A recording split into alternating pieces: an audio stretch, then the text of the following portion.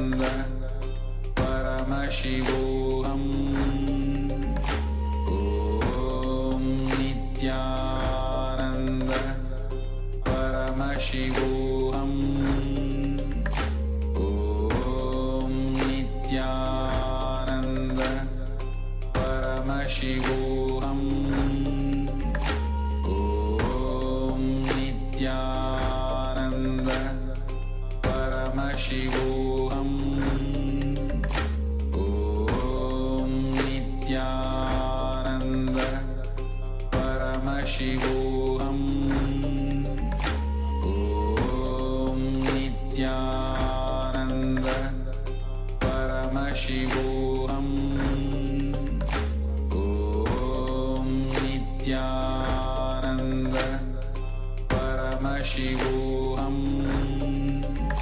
Om Nithyananda Paramashivoham Om Nithyananda Paramashivoham Om Nithyananda.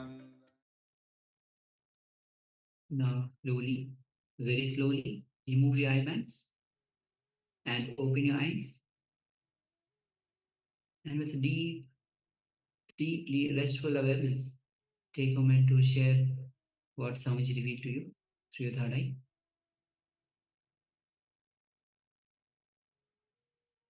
Any image that you saw, even just for the fraction of seconds that was revealed to you.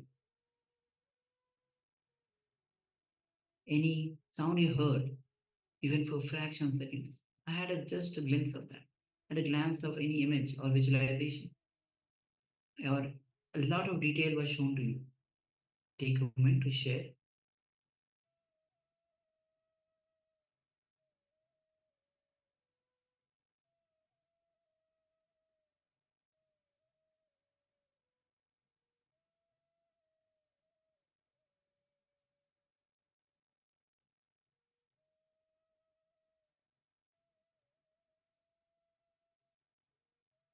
Yes, the moment you start participating, the more you start participating, the moment you start sharing, you gain the confidence, and not only gain the confidence, but you are able to manifest the powers. So please go ahead and share.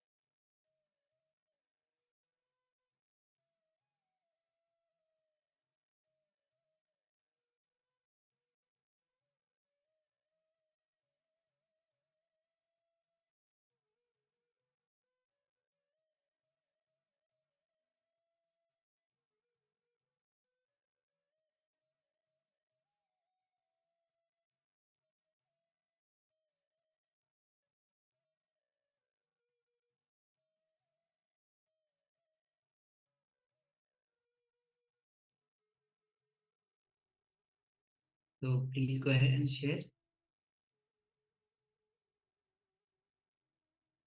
See, understand that do not hesitate to share it. Here, nobody is here to rank you when saying that you did was what you saw was wrong, or what you're not manifesting. Nothing like that. We are as the day one we told that we are not here to rank you. It is your deep feeling connection with Bhagwan. So that is the super conscious energy. You have that super conscious breakthrough. So without any hesitation, go on share.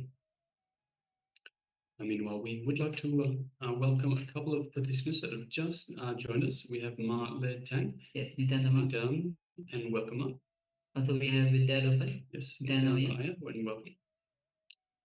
So we have Ma Yan Hong, who shares, I saw a large expanse of light blue lake water, sharp shaped trees, red house, mountain, moss, many white poplar trees, embankment, path.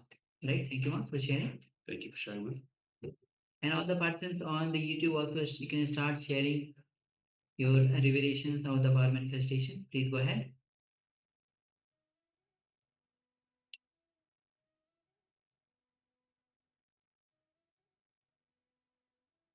So let us now move on to the verification stage. Yes, this was the image that we displayed for you. So you can see it is a beachside. It looks like some sort of maybe like a cafe or something, a restaurant. We have a nice small beach. You can see the sand. You can see the water. You can see in the background also some buildings on top of some rocks overlooking the sea itself. You have the palm trees with its sharp sharp leaves as such. You can see the waves. You can see some grass, perhaps even moss on the top. So we're looking down onto these buildings. So yes, and of course we have the sky. We have a little bit of cloud cover. So let us have a look. We have Ma Yang Yan Hong that says, I saw a large expanse of light blue lake water. So we do have a large expanse of water. It's perhaps either the ocean or a sea. Sharp shaped trees. So we have the palm trees themselves. We have red house. So we have the roof of one of the houses, which is reddish in color. Mountains, so yes, we can see mountain, like rocky structure in the background, perhaps not a mountain, but rocky structure. Moss, so we have some grass and perhaps even some moss just on bottom right hand side of the corner at the top of this hill as we're looking down. Many white poplar trees, so we don't have the poplar trees, but we do have the palm trees and embarkment path. So yes, you can see there's the car park there, and there's a pathway along that as well. So yes, thank you very much for sharing, Ma, and congratulations for manifesting this power of third eye vision. Yes, and congratulations to all of you taking part and manifesting this power.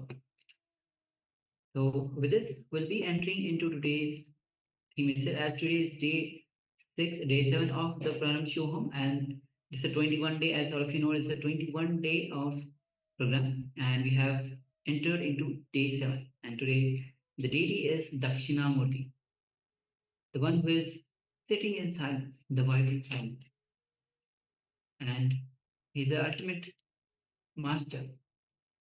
Today we'll be understanding all the dimensions of human existence. We'll be going through the koshas, the 5 koshas that we have. And before that, we'll be entering into a short revelation by Swamiji himself on the Dhyana Spurna.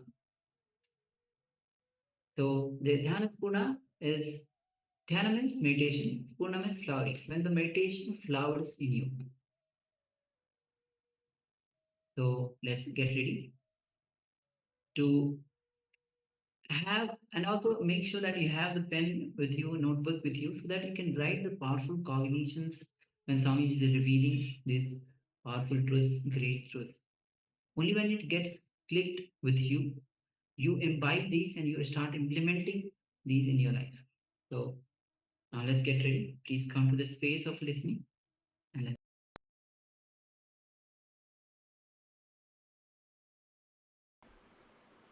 The word Dhyanasphurana means the continuous flow of meditative experience inside you. Ramanuja describes meditation as a continuous tailatara, means if you pour oil from one cup to another cup, how it is flowing continuously. Same way, unbroken tailatara inside you is meditation. Continuously, the superconsciousness is flowing inside you. Experiencing that tailatara. experiencing that flow is dhyana. These 2 days, we'll try to experience that Tailadhara through a very intense, very strong meditation techniques. Ramana Maharshi says very beautifully, I am so happy I did not know the word Brahman before I know the Brahman. He says very beautifully, I am fortunate I did not know the word Brahman before I know the Brahman. I had experience first, technical knowledge next. Sometime the technical knowledge becomes abstraction. So I wanted all the Life Bliss Engineering students to understand, take care that technical knowledge does not become an abstraction for this whole experience. Of course, if you are here just to attend this 2-day workshop, then you will not have a problem of technical knowledge and experience. Naturally, you will be fresh and you are expected to go into the whole thing intensely. Please understand, go into the whole program with the intense seeking. The seeking, intense seeking, that is the essence. That only makes the whole thing meditation. With intense seeking, whatever you do is meditation. Even your simple breathing. With intense seeking, if you are just breathing, that breathing will become vipassana and you will become enlightened. With intense seeking, anything you do will become meditation. Without intensity, without seeking, even if you do meditation, it is just one more ritual. It is seeking, that plays a major role. So, please understand, enter into intense seeking. Intense seeking can awaken different dimensions of your being. Actually, without intense seeking, even living around me, you will take me for granted. I have seen many fellows, when they get little near, when they get little space around me, because they don't have seeking, they take me for granted and they start abusing the system I create around, the Sangha. Anytime, whenever I see these guys take me for granted and disrespect the Sangha, all right, now I know that they missed me. Without seeking, without intense seeking, even if you live around the master, it is waste. Not only waste, I can say it is dangerous. Dangerous not only for you, even for the master. Of course, master can't be disturbed, that is different. But it is dangerous to everything. With seeking, wherever you are, you will create master around you. You will feel his presence around you. With intense seeking, anything you do will become a technique and lead you to Jivan Mukti. Without intense seeking, even if you are meditating, it will be one more ritual. I have seen many people. People come and ask me, how long it will take for me to experience dhyana or experience Jivan Mukti. Nothing, it is simply intense seeking, nothing else. If I look my whole life and try to dig out what is the essence, essential quality which is responsible for enlightenment, the essence is intense seeking, nothing else. See, there are thousands of systems. Somebody says hold your nose and breathe. Somebody says hold your mouth and breathe. Somebody says hold your eyes and breathe. Somebody says hold your whole body and breathe. Somebody says stand topsy-turvy and breathe. Each one has his own system. Somebody says ring bell and do puja. Somebody says nothing, don't do anything, just sit. Somebody says roll on the ground. Somebody says walk all over India. Each one is giving its own technique. But one funny thing is everything works. How? How everything works? Please understand. With intense seeking, anything done leads to enlightenment. Without intense seeking, anything done, even if it is meditation technique, it is just You can say very clearly, ritual. So, enter into this whole program with intense seeking. Create a very strong, very deep prayer or will. If you have faith on higher energy, create a deep prayer. If you don't have faith on higher energies, just create a strong will. I will experience the deepest possible experience to my being. The deepest possible experience of your being is what I call dhyana. And a spontaneous, overflowing well-beingness. You carry a spontaneous, overflowing well-beingness. That is what I call dhyana spurana.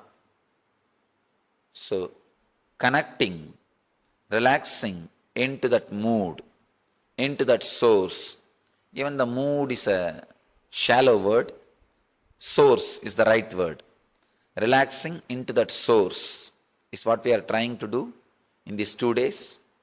I sincerely request these 2 days, if you take up complete silence, it will be great and wonderful. If you can't, use words like a telegram. Just 2 words or 1 word. Key. Don't say, give the key. Just say key. If you need to ask for a key, just say key. Use minimum words. You may think, why verbal silence? Understand, any word which comes inside you, which has not become word, will not get recorded into your system. But anything which comes inside you and becomes word, straight away gets recorded into your muscle memory. So first, yogasya pradhamam dvaram vangnirotaha. It's a very beautiful sutra. The first step into yoga is silence. Vangnirotaha means the vak, the energy which converts air into words should be silenced. So seal in this area, these 2 days, because this whole technique is opening the door of silence. See, there are so many doors. Through the door of love, through the door of intelligence, through the door of compassion, through the door of bliss, through the door of silence. Through so many doors we can experience the same experience, the Jivan Mukti. In this program, I am trying to open the door of silence.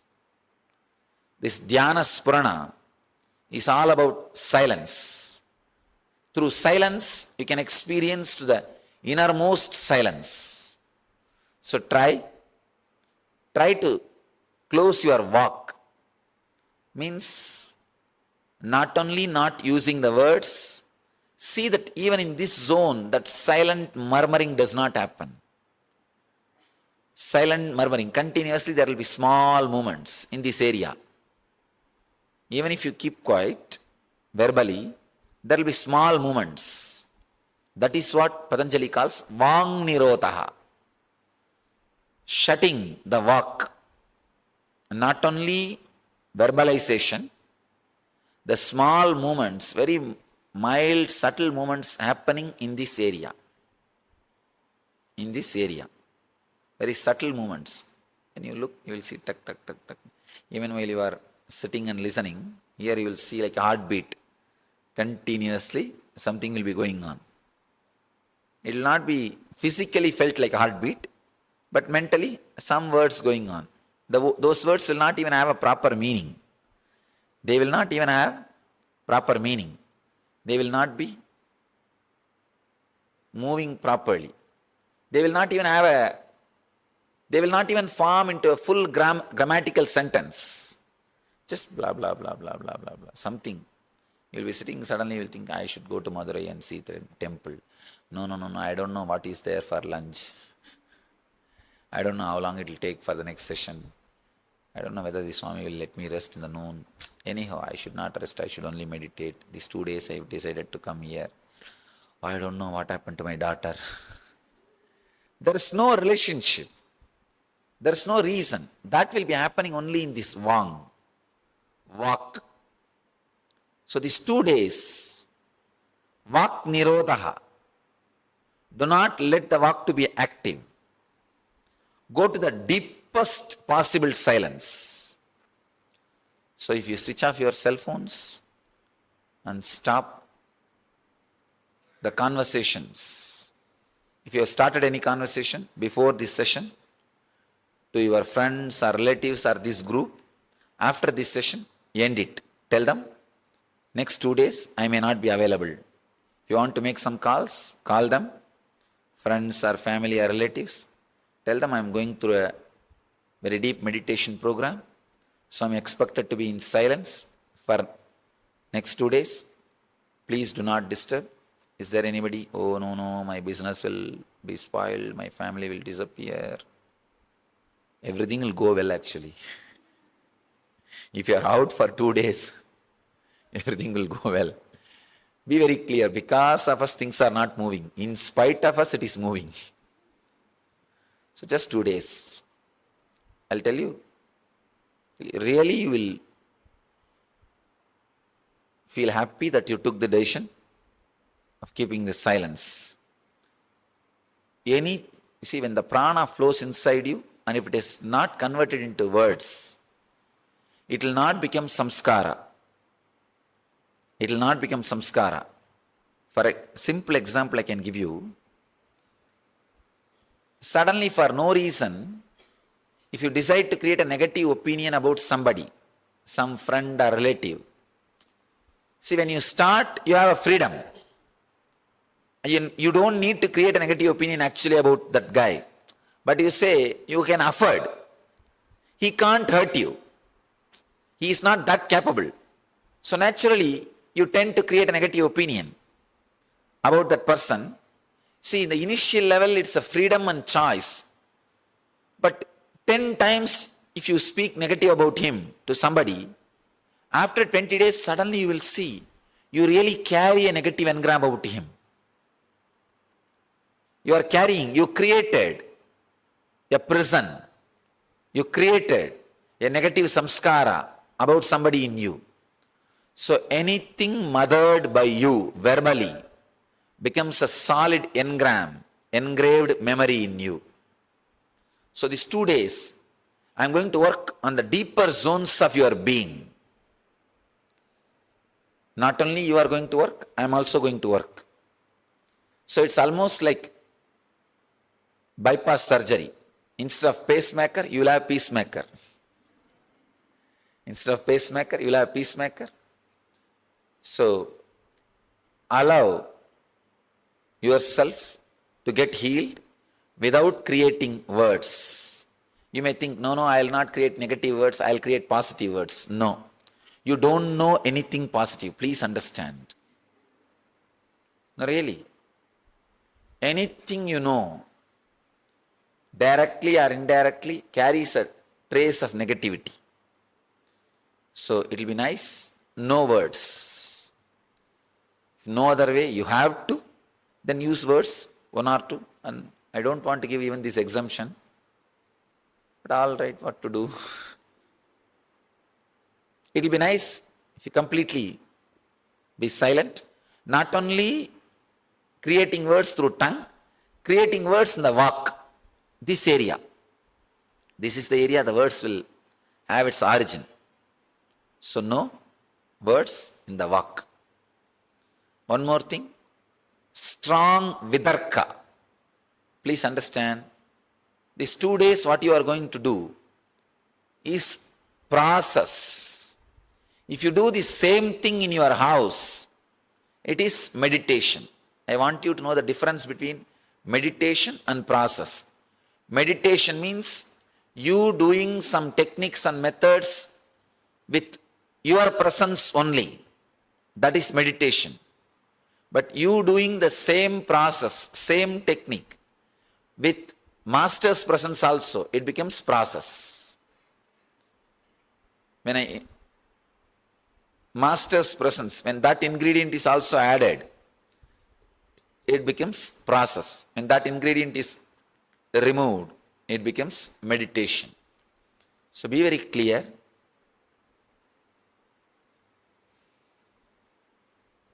You are entering into a process. So have a strong vidarka. If you are new, I want you to understand this word. Darka means simple logic. Kudarka means negative logic. Constantly judging. Vidarka means a simple, open, acceptable, receiving logic.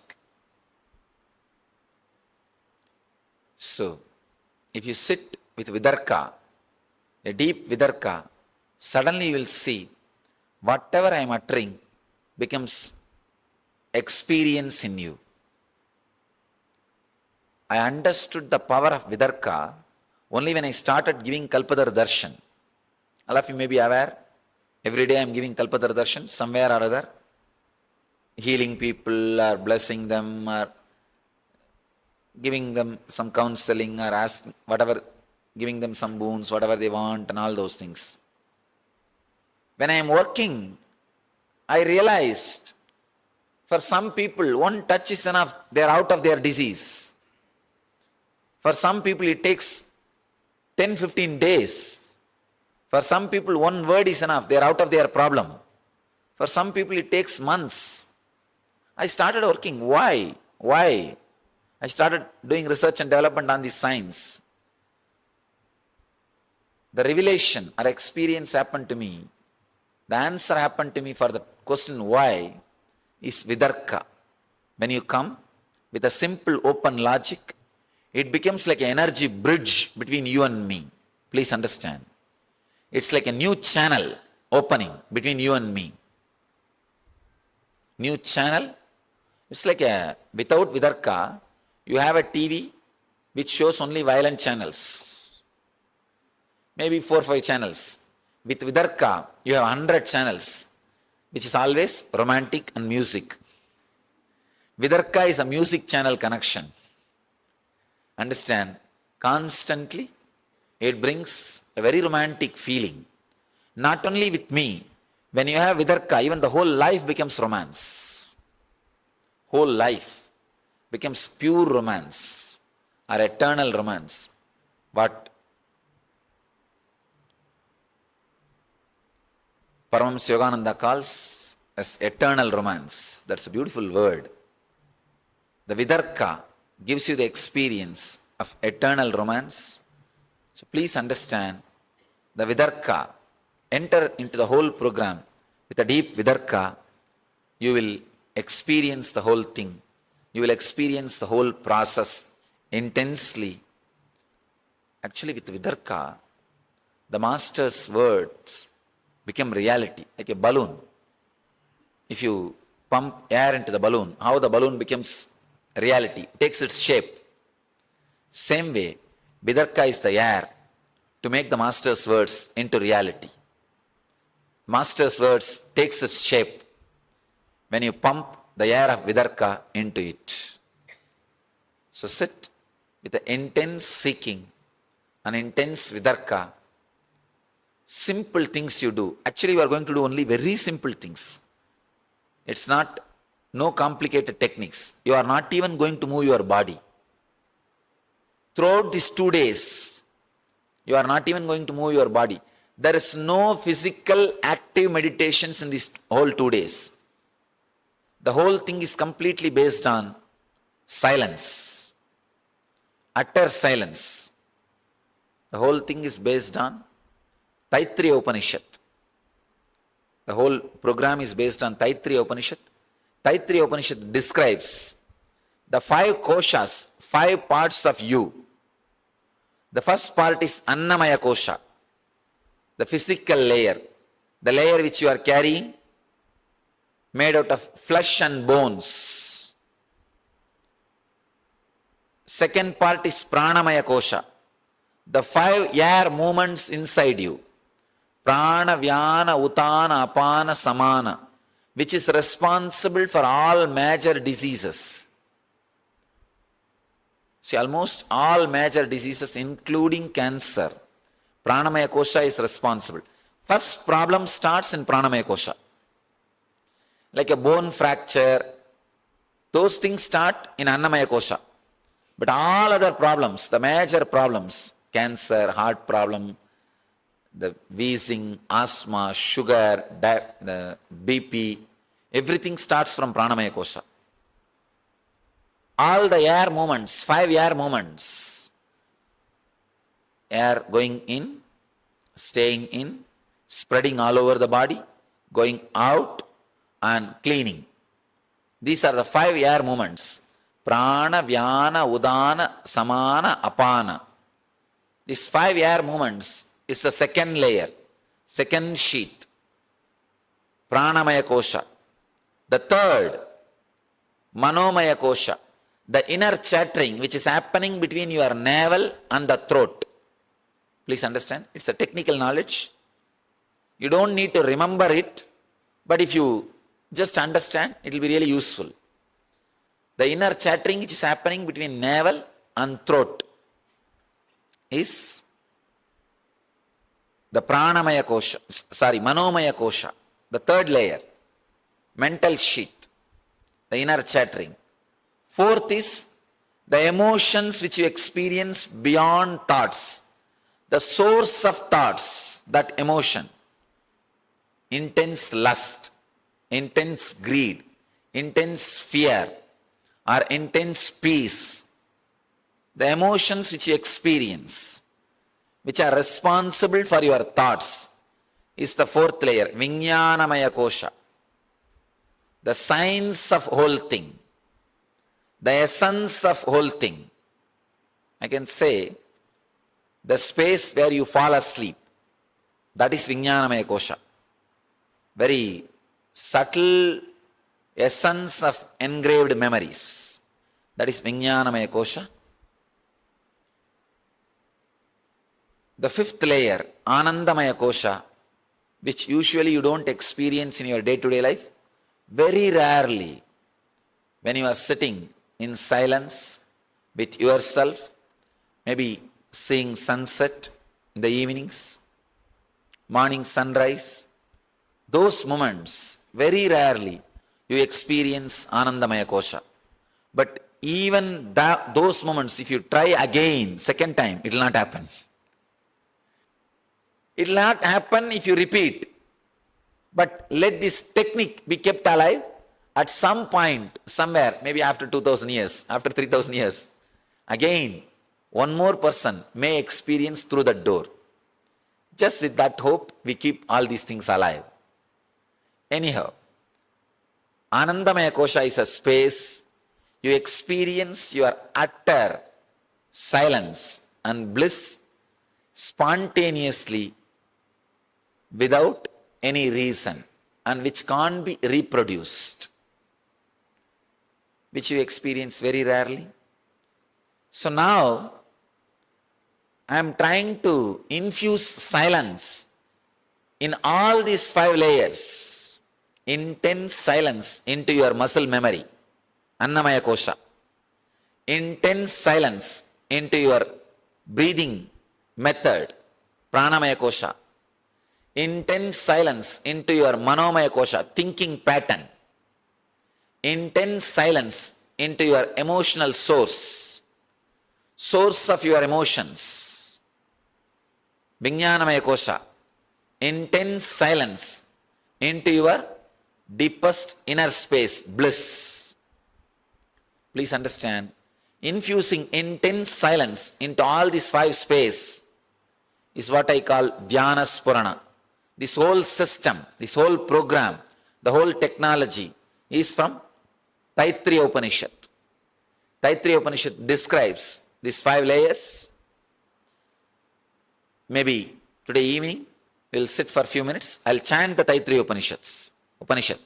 I'll chant those mantras.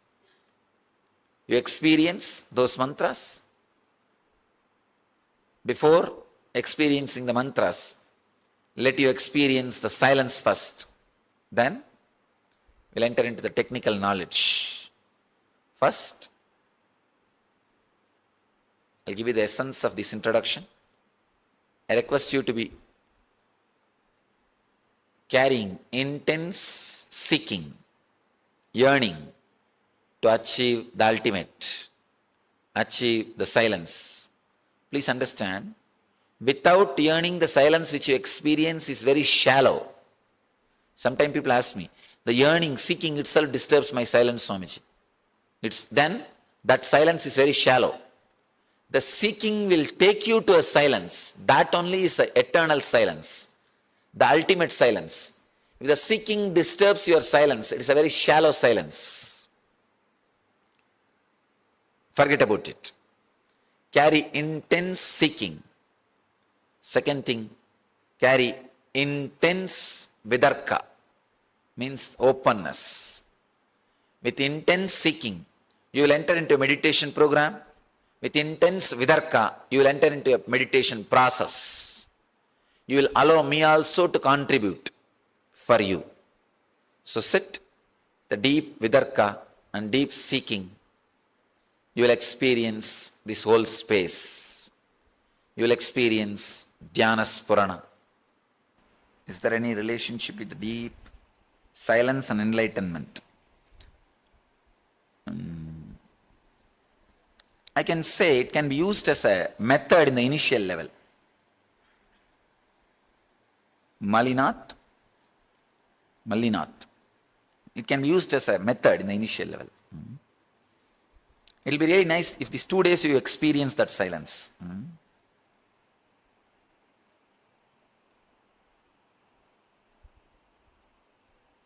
Madhavi, you are asking about deep silence. Now, deep silence does not need to be practiced in everyday life.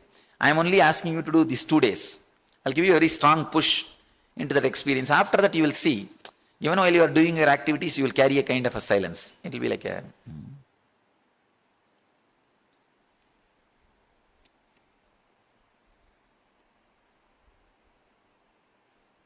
Just for Annamaya Kosha, we will use the body.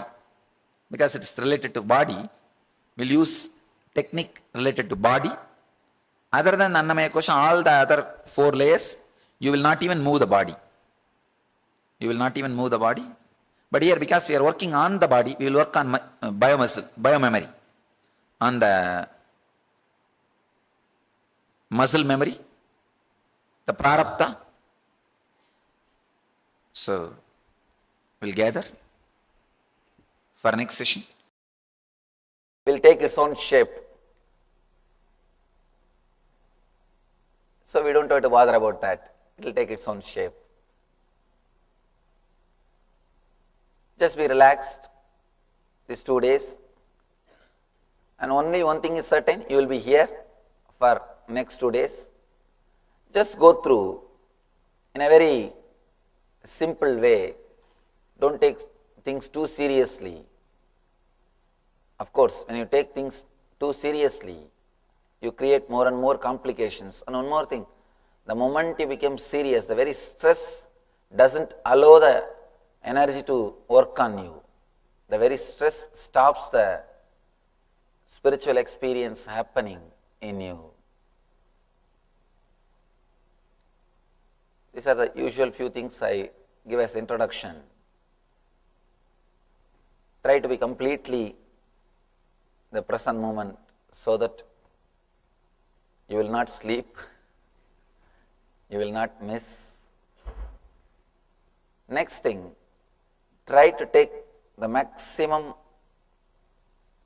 possible help from the Master's presence. Try to have the maximum help. Small story.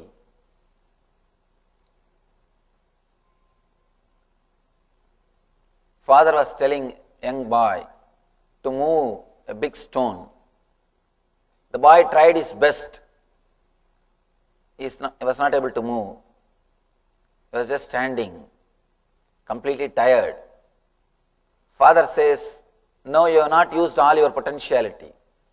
Use all your potential power. The son is completely tired. He shouts at the father, what are you talking? What are you saying? You are saying I have not used my all my potential power. You say I have not used all my potentiality. I am tired, don't you see? Are you not seeing? Father says, you could have asked me. I am also your power. You forgot, you missed an important thing. You could have asked my help. That is also potential help. That is also potential power. You have an important potentiality. You could have asked me, I would have helped you. Please understand, you could have asked me. You can ask me. You can take the master's help. You have never done that. You have never considered. Master is also your potential. You have never taken the master's help. You always think you can do it. You can do it. How the boy is standing, same way you are standing, thinking you can do it. You don't think the master is also your potential power. So much of help is available. You can have so much, but you never ask or you never take it. Somehow with the Western mind, taking help from somebody means it's something like you are degrading yourself. But according to me, it's a potential power. When it is available, try to use it maximum. So let you use the master's presence. Let you use the power as much as possible.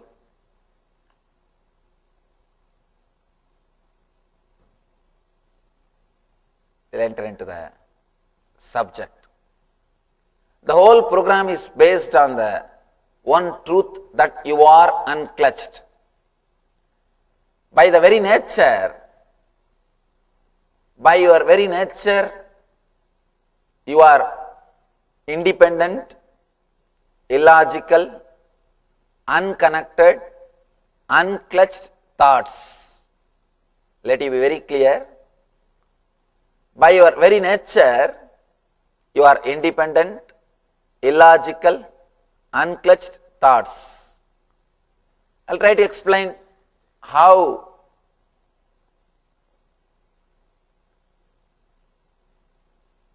your mind is just like the fish tank bubbles. In the fish tank, if you see the water bubbles, constantly water bubbles will be raising.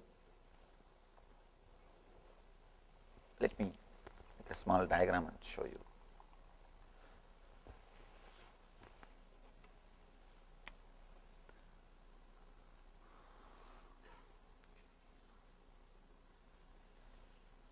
Whenever I draw any picture, I write a name also so that people will understand.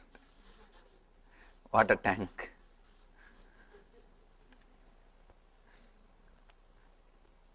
Just understand it is a water tank, fish tank. You will see the water bubbles.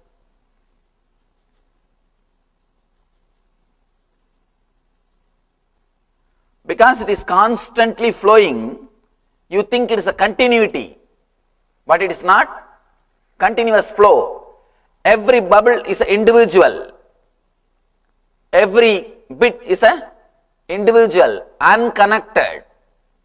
But when you see this going in such a high speed, you start thinking it is completely connected, or you think it is a continuous process. It is happening continuously. Same way in your mind, continuously thoughts are flowing. Because of its continuity, you think it's a continuous process. Otherwise, every inch is separate, independent, individual thoughts. I want you to understand one thing. You can neither control nor concentrate or develop these thoughts. You can't do anything about it. Then you may ask, then why did you call for this program, Swamiji? Then why this program at all? Just to tell you that you can't do anything, I called you all.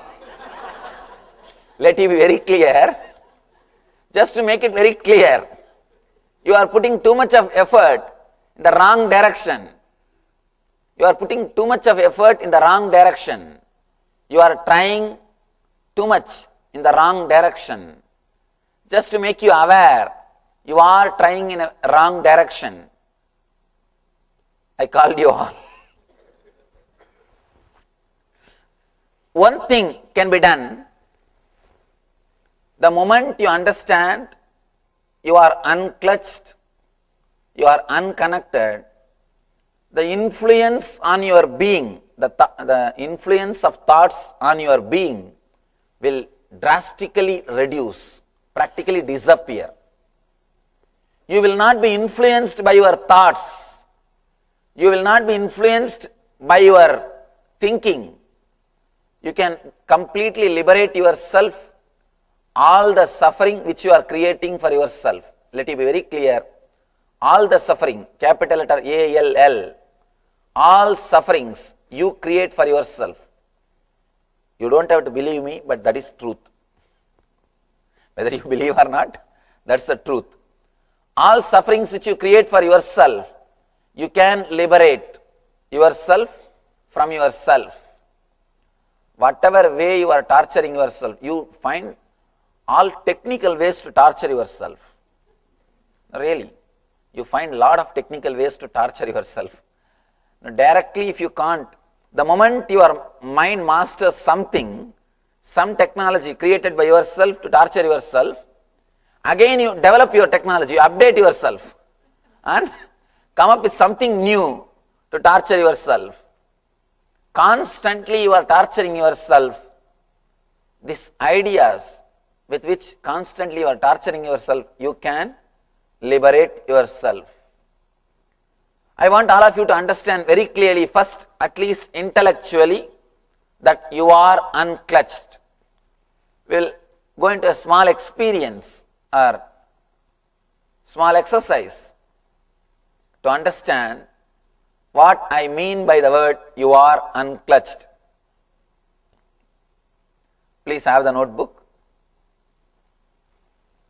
Just for next 10 minutes, write whatever comes in your mind without editing. Please be very clear. It is not for showing to anybody, it is just for you. You are just going to see what is happening in you. Do not edit, do not suppress, do not postpone, don't think how can I write. Just write whatever comes in your mind in the same language. If you are thinking half in English and half in Telugu, write in the same way. If you are thinking half in Tamil and half in English, write in the same way. Whatever way you are thinking, the same way just pen down. Till I say stop, just continue.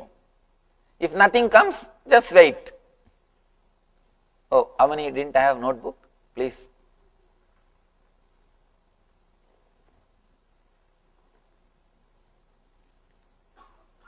Let's look into our mind. Actually, what is going on? Let it be very clear. First time you are looking into your mind. If you can't write, it's okay. You can't write with left hand, huh? No, if you can't, it's okay.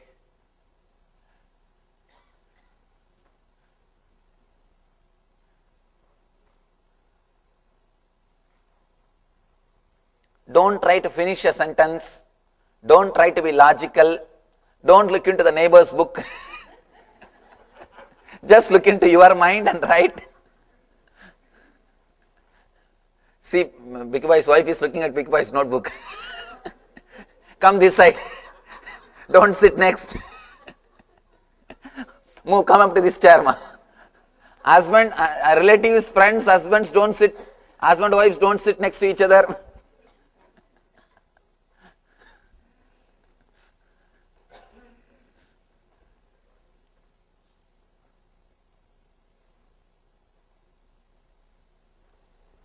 Let's understand the truth experientially.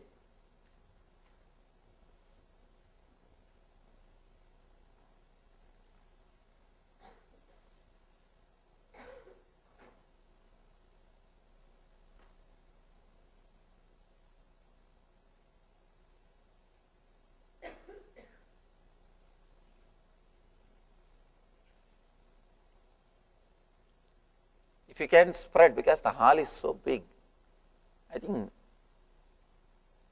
People who are sitting in the chair can move a little bit backside, and you can pull your chair. So you have so much of space.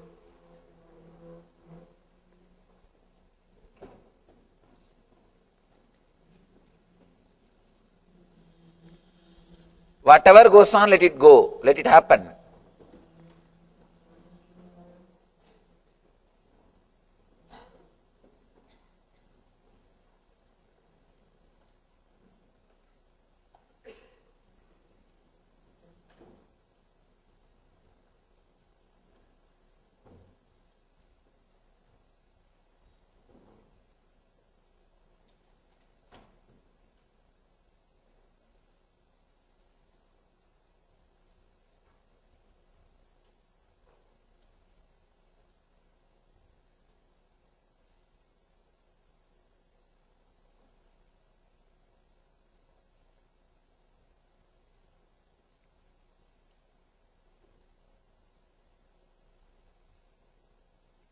Don't give gap. If you give gap, you will start editing, suppressing unconsciously. I want you to know completely what is going on inside.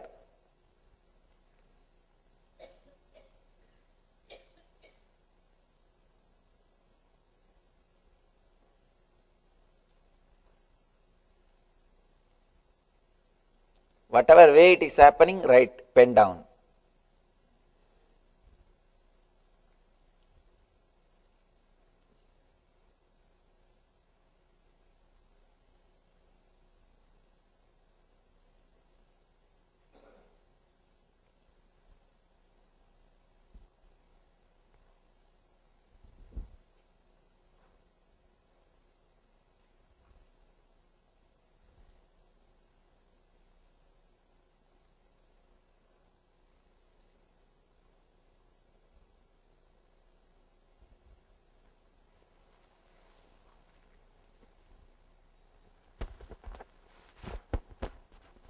Sure.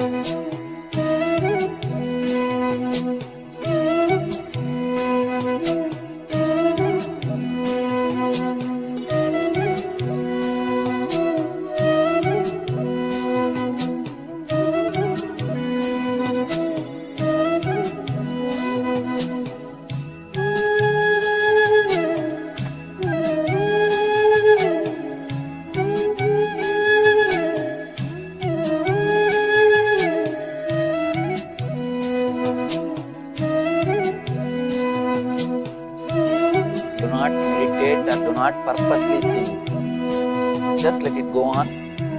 Write even the conflicts one thought trying to come up and you trying to suppress or play with it or torture, all those things. Right as it happens. If somebody sees as a witness an objective report, how he will give? Right in the same way. If you are a journalist, it will be easy for you.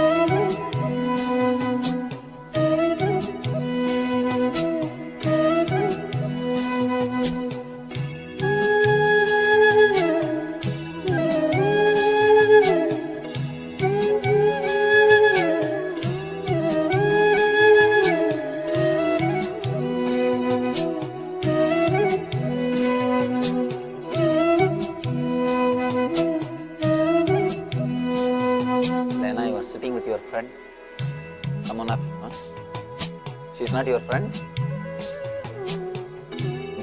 Move that side. Someone of you get up. Get up, get up, get up.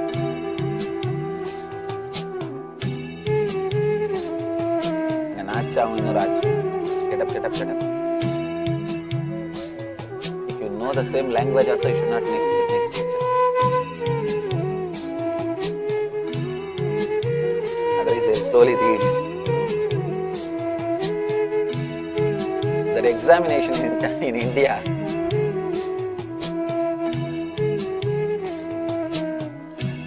Now, even though you know the right answer, you just verify.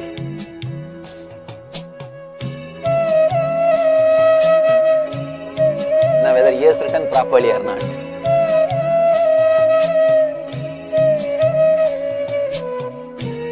That's a big problem.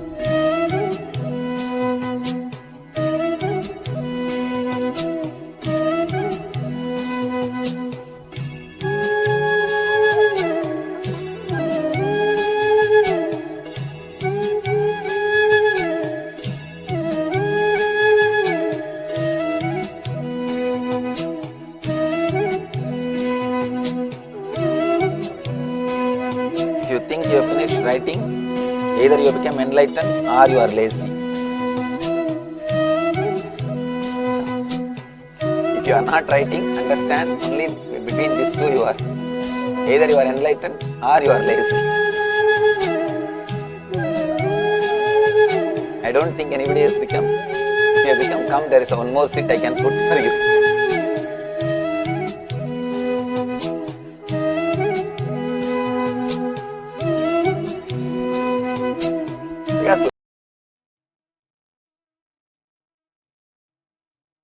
Yes. So this was a 10-minute of experiment where Swamiji said to write down whatever thoughts are coming without any judgment, without editing, without suppressing anything. Whatever thought is coming, just write down. Say if your journey should be easy for you. So now if we have a look at what we have written down. So just take a moment and have a look at everything that you've written down. So you should have written down everything without editing, just as soon as it comes out, as soon as the thought arises, write it down. So if you've done this properly, then you can have a look at everything that has come in your mind, and you will easily see that everything is unrelated. There is no relation between one thought and another. Everything works through some random association that only the brain knows. But have a look at the thoughts, all the thoughts, and you understand the unrelatedness between thoughts, the randomness between thoughts. And as such, you will understand that it is pointless to connect these together because it makes no sense. So that's the 10-minute experiment that Swamiji has just beautifully taken us through. Now let's move on to the next segment. Actually, we have another meditation. We have a meditation for you. Yes, and the next meditation is going to be on Nirodhaka technique. So this is based on the the revelation by Swamiji on the Dhyana Spurna, where Swamiji introduced the 5 koshas. The 5 koshas, Annamaya kosha, Pranamaya kosha, Manomaya kosha, Vijnanamaya kosha, and the Anandamaya kosha. So we'll be entering into a meditation technique which is called Nirodhaka technique. See, all throughout the day we'll be going through this 5 koshas and through so that we bring silence, deep silence into each of these koshas. So one by one we'll be going by. So this technique is to bring the deep silence in you. So please come to the space of listening. And someone said that only for the Annamaya kosha, the technique for the Annamaya kosha, you will be using the body because it is directly related to the body. Otherwise, for other techniques, you'll not be using the body. So now let's enter into this Nirodhaka technique to bring deep silence in you. Will take its own shape. So we don't have to bother about that. It will take its own shape.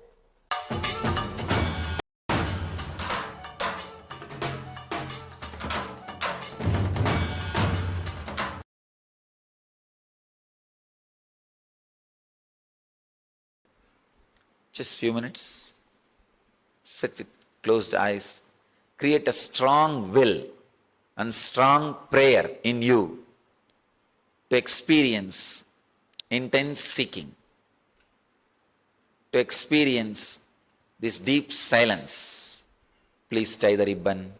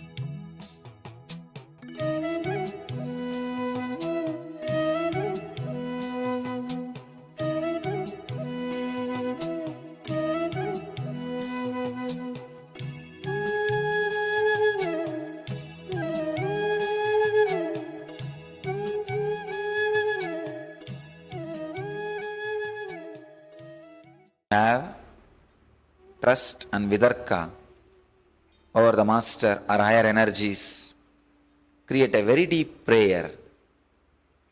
If you don't have faith or trust on higher energies, create a strong will into yourself that you should achieve the deepest possible silence.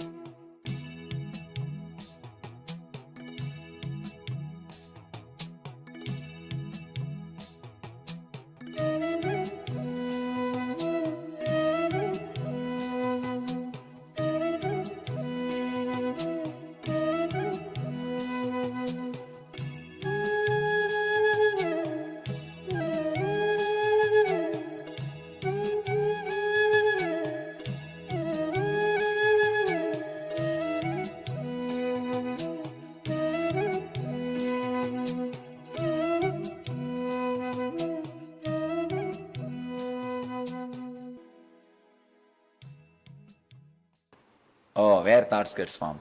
No, it is not from Sahasrarma, it's from Manipuraga. See, below Manipuraga and above Swadhisthana, that was the area, the source of emotion. And below Anahata, above the Manipuraga, Anandagandha, that was the area, it gets formed into a thread. Here it is a cotton, here it gets formed like a thread. Here it gets colored. You understand? So you see, here it's a thread. Below Manipuraga and above Swadhisthana. That's where it's a cotton.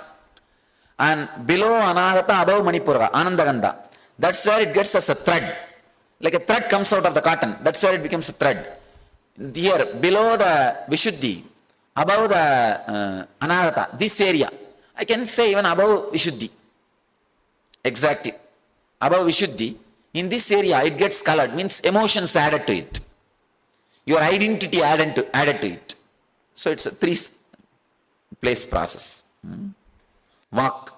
Okay. How we should stop, you are saying? Walk. See, if you just close your mouth and see, any thought comes, there will be slight movement in the deep tongue. The root of the tongue, this area, inside, I am not talking outside. Inside there will be slight movement, subtle movement. If you want, you can observe now, 2-3 minutes, you can observe. That slight movement will be there. Arrest that.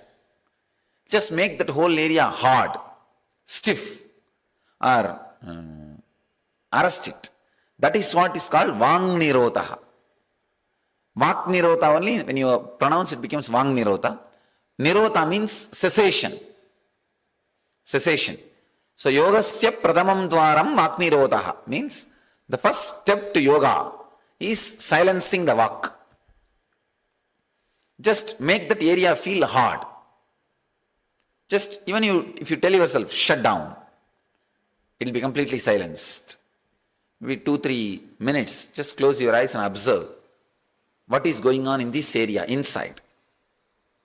Any word which comes out, you will see only that area, a mild movement. Close your eyes and sit for 2 minutes.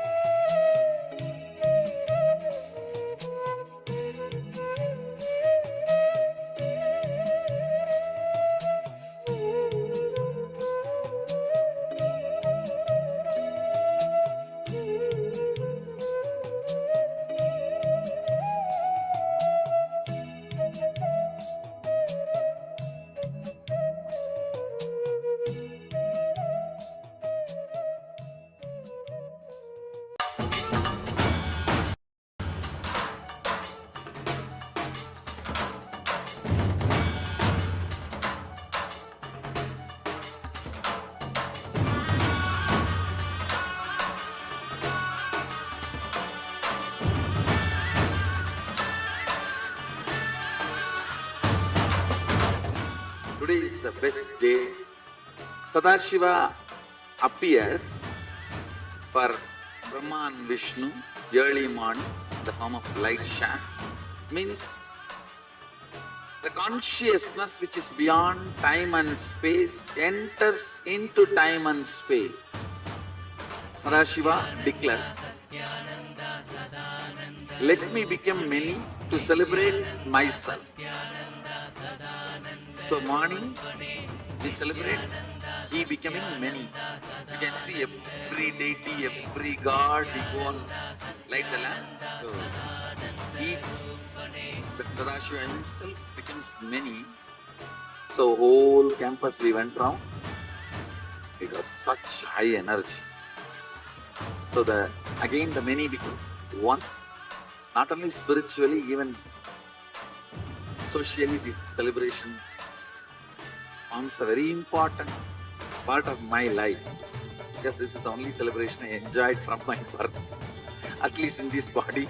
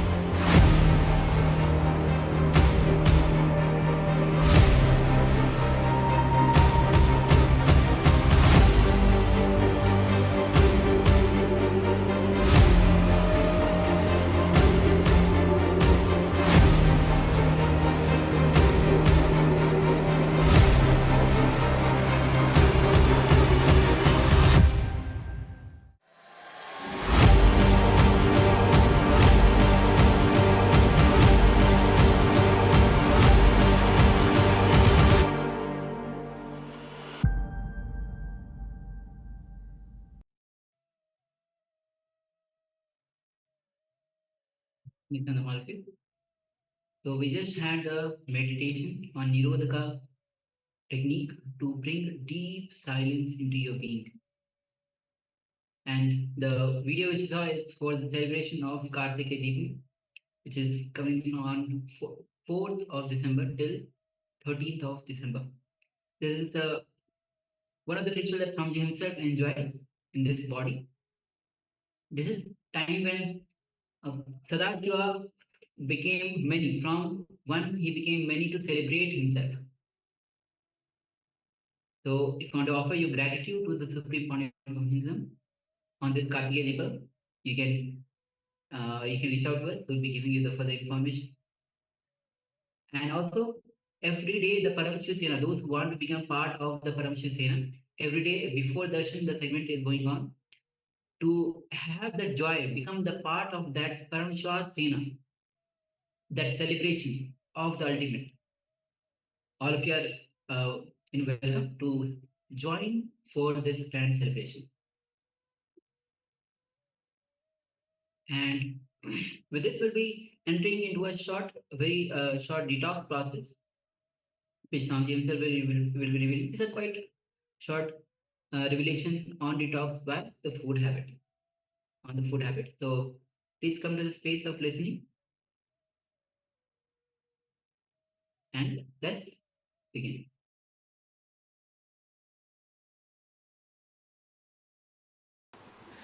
I fast on Paurnami and Amavasya days. But tonight I forgot and ate dinner. It's okay. Bhagavan Reddy, skip only 2 meals. Night eat. Don't skip the night food. Always skip 2 meals. Once in 15 days, skip 2 meals. That's enough. It can be Amavasya and Purnima, or it can be just Ekadashi, or it can be Pradosham. Any day is okay. Once in 15 days, 2 meals. That's enough. Morning, lunch you did not have. Breakfast and lunch you did not have, na? Did you have breakfast and lunch? Today? I think tomorrow only it starts. Because in Tiruvannamalai, tomorrow morning only. So don't worry. I thought you are doing Pradosham Vradam. Pradosham is now. It's okay. I think Pradosham also yesterday only. So tomorrow you fast, that's enough. Skip only the breakfast and lunch. Dinner eat, even while you fast.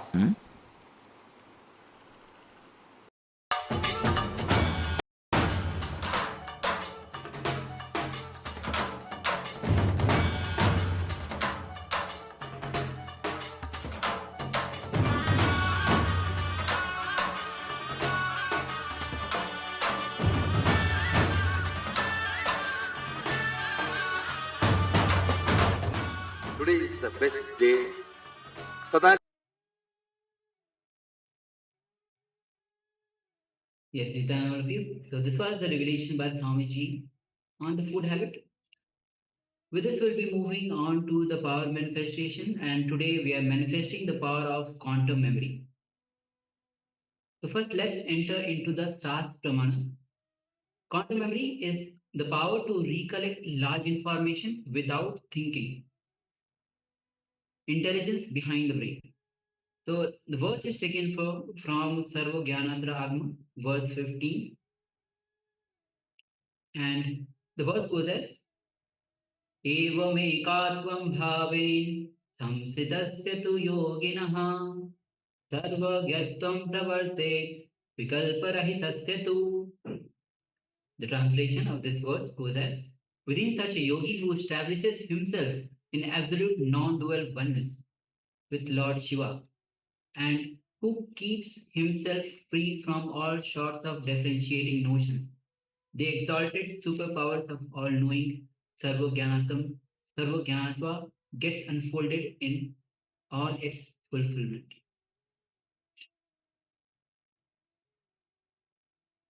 Yes, so let us now get ready.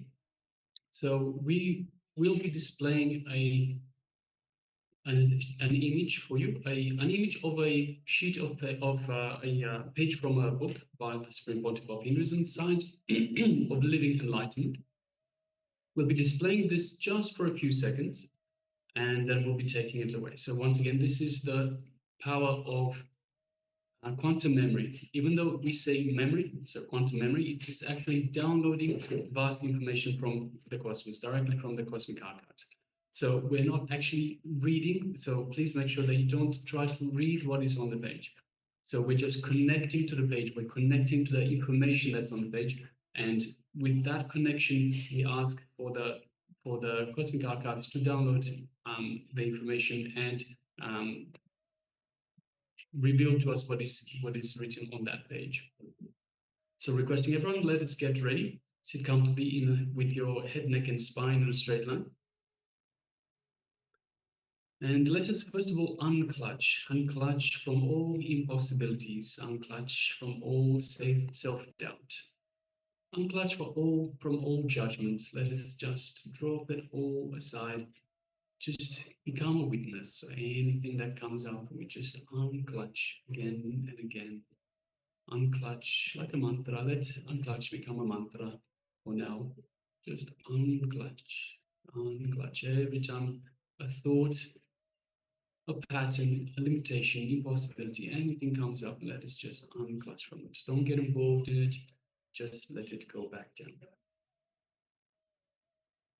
Unclutching again and again, we come to the space of restful awareness.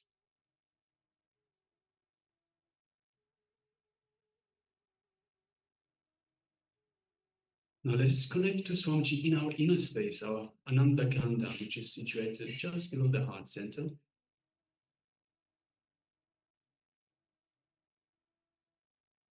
By just remembering Swamiji in our inner space, we invoke the Master. So just have your favorite murti, your favorite image of Swamiji, your ideal image of Swamiji that you most connect to, that you feel the most connection with. Just imagine that, visualize that in your inner space.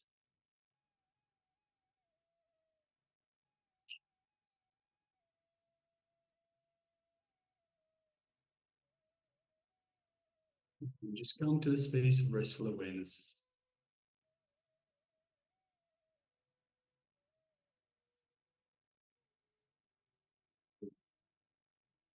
So we will be displaying the page for you just shortly. So don't put any eyebands on just yet. You need to connect to the page itself.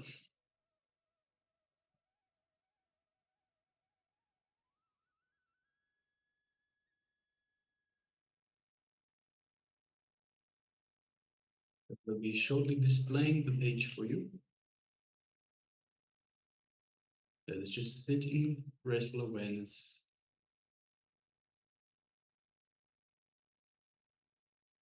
Okay, so we're displaying for you the Science of Living Enlightenment, page 186. Don't try to read.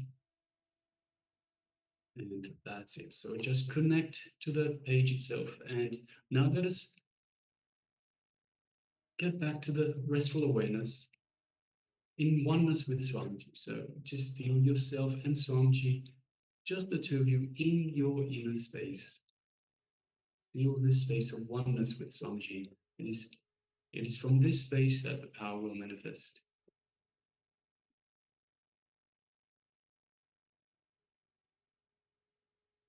Now let us move our awareness just gently to the third eye and visualize Swamiji in your third eye. And through your third eye, gaze into Swamiji's third eye. And as you do so, feel that connection, that energetic connection between your third eye and Swamiji's third eye. And just take a moment and feel that energy in your third eye, in your Ajna chakra, just the area between the two eyebrows.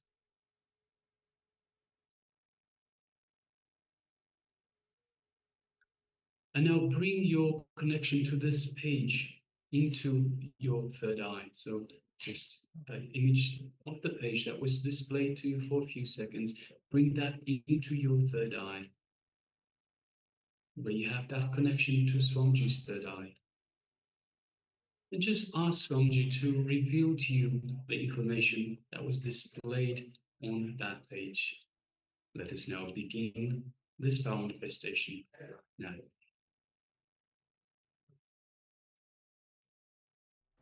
Paramashivoham Om Nithyananda Paramashivoham Om Nithyananda Paramashivoham Om Nithyananda Paramashivoham Nithyananda Paramashivoham Om Nithyananda Paramashivoham Om Nithyananda Paramashivoham Om Nithyananda Paramashivoham Om Nithyananda Paramashivoham Om Nithyananda Paramashivoham Om Nithyananda Paramashivoham Om Nithyananda Paramashivoham Om Nithyananda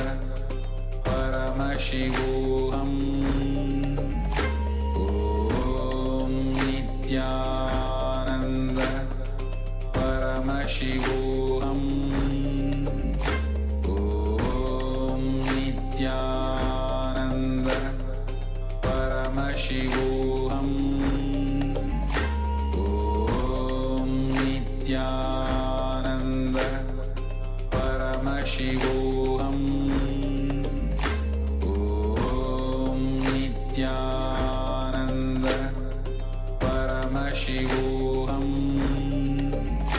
Om Nithyananda Paramashivoham Om Nithyananda Paramashivoham Om Nithyananda Paramashivoham Om Nithyananda Paramashivoham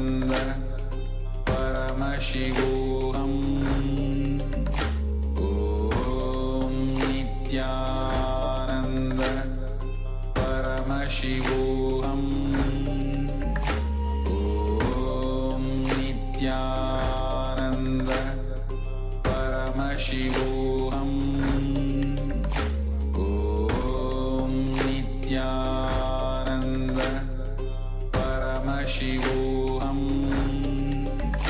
Om Nithyananda Paramashivoham Om Nithyananda Paramashivoham Om Nithyananda Paramashivoham Om Nithyananda Paramashivoham Om Nithyananda Paramashivoham Om Nithyananda Paramashivoham Om Nithyananda Paramashivoham Om Nithyananda Paramashivoham Om Nithyananda Paramashivoham. Now, slowly, very slowly, you can open your eyes and start to share every detail, every word, every sentence, or even if it was the whole paragraph was revealed to you. Take a moment to share, or even the whole page was revealed to you. Take a moment to share as you are manifesting the power of quantum memory to recollect large information from the intelligence behind the brain. Meanwhile, we had the new person from last season. We would like to welcome them. We have Ken, who has joined, Nithyananda. We have Sri Nithyananda, who has joined us, Nithyananda. And also we have Zhou Weiping, who has joined us, Nithyananda. And also we have Wang Shiping, who has also joined us. Yes, Nithyananda. Nithyananda. So Sri Nithyananda says reality. Okay, thank you for sharing. Thank you.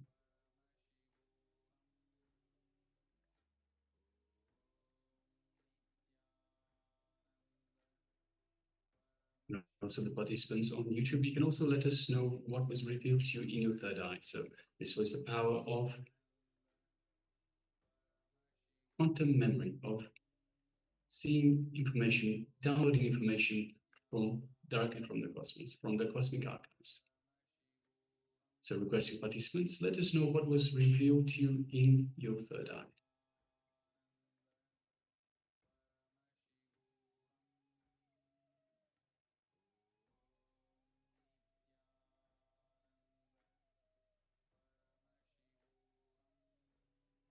So for those of you that joined us halfway through the power manifestation itself, we requested the participants to just have a look, have a quick glance at a page of a book by the Supreme Pontiff of Hinduism, and we asked them not to read the actual page. So when we read the page, we start engaging the mind. These powers don't come from the mind, so these powers have nothing to do with the mind. In fact, the mind only gets in the way. So it's important to understand all these powers of Paramashiva. They come from the space of oneness with Paramashiva, the space of oneness with Swamiji, the Supreme Pontiff of Hinduism, who is the embodiment of Paramashiva. So it is through Swamiji that we manifest this power, through oneness with Swamiji, and only through oneness with Swamiji that we manifest these powers. So it is important that we don't engage the mind. We let the mind just take a break. That's why we go through and we disengage, we unclutch from the mind before we start the power manifestations. So through this power manifestation, we ask Swamiji to reveal to us the information that was revealed on the page. So we don't read. Reading is engaging the mind. We just glance at the page that is displayed before us, the piece of information. And it doesn't have to be a page, it can be anything else. It's important to understand that you're just looking through your eyes at a piece of information. Similarly, like you would in terms of the third eye, only third eye vision, you're looking through the third eye.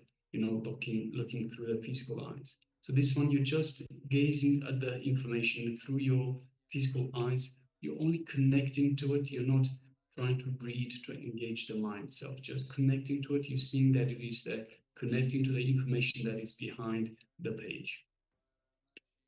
And through the space of oneness with Swamiji, requesting Swamiji to manifest through us, requesting Swamiji to download the information directly from the cosmic archives and provide us, and reveal this information to us. All right, so let us have a look at, we will display the page once again, just for verification. So this was the book, Science of Living Enlightenment by the Supreme Pontiff of Hinduism. And the page, the information goes as such. At the top of the page, 200 forms of Indian singing styles are available, rooted in Samagana, Samaveda. This is one of the Anyakaras for BDD campus. Please understand, when you live these four tattvas or principles of integrity, authenticity, responsibility, and enriching, you will first of all unearth so much energy in your inner space. Get it out. I can see it in my own organization, in my own experience, and many of the organizations which follow these principles. Human beings have so many wonderful things inside that should be unearthed. These four tattvas or principles will unearth all your possibilities. Second, it will help you unearth others' possibilities. This is the essence or the input I wanted to give. I bless you all to be successful in living these four principles. Today, I received a message from a devotee who wanted to take up life of renunciation, of sannyas. She said, I have posted pictures of the beautiful house and the life I'm going to leave behind when I take sannyas. I sincerely request you, if you still think that there is something beautiful in your life which you have to leave behind for sannyas, please enjoy that first. Complete it. Do not come to take sannyas without completing all your other enjoyments. Otherwise, there will be a deep vengeance in you when you see other people enjoying in those things. When you are renouncing out of completion, you want all others to enjoy their life and do whatever gives them most joy. Sannyas is the renunciation that comes out of total completion. Understand, it is out of completion that Shiva gives up on wealth. The Shamantaka, Jew, Kubera, god of wealth, and all the valuables that. So the page ends on the word that. So this was the page 186 of the book Science of Living Enlightenment from the Supreme Pontiff of Hinduism. So if you have any, any of those words, if you had anything along those lines, it's anything to do with the four principles, anything to do with the Indian dancing styles, and anything to do with renunciation. So even remotely related, then congratulations. We have Sri Nithyananda that's shared reality. So yes, so in a way, living the four principles is living in reality. So it is very much related. So yes, thank you very much for sharing that, and congratulations for manifesting. And we also welcome Ma Yvette Chow. Welcome, Ma Nithyananda. This is the Paramashivoham Level-1, Day 7. Welcome to the program. Yes. So after this power manifestation, we'll be entering into today's session, which is, as Swamiji already introduced in the previous revelation by Swamiji, that we will be working on the 5 koshas, the 5 bodies that we have. The first will be on the Annamaya kosha. So this is going to be a revelation by Swamiji on the physical layer that we have, the physical body, which is made of Annamaya, means the food that we eat, the flesh, bones. So let's come to the space of listening as we enter into this revelation by Swamiji.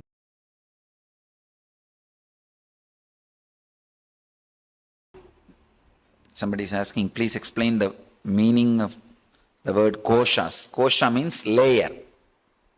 See, you, as you are carrying 5 layers, The NSP usually I divide it into 7 layers for technical reason.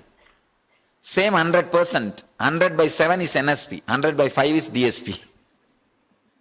Understand? But originally our Vedic masters, they divide you as a 5 layer. All these 5 put together is you. 1, as I was describing, physical body. Second, the prana pattern, the air flowing pattern inside you. That's a 2nd layer. The thinking pattern is a 3rd layer. The emotion pattern is a 4th layer.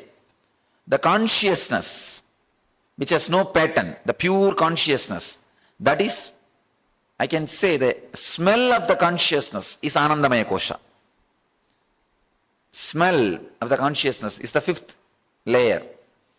So all these 5 layers put together is you. Is you. Please understand, experiencing these 5 layers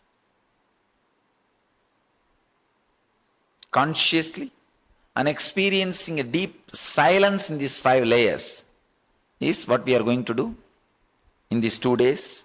So kosha means layer. Even though I am seeking, thoughts are still coming out to stop these thoughts. Intensify the seeking, that's all. Shilpa, maybe you need to intensify the seeking. Then you'll see, you enter the space where there is no thoughts. You can enter into samadhi just by seeking, nothing else. You don't need any other technique. Seeking by itself, an independent, intelligent technique, can lead you to ultimate samadhi.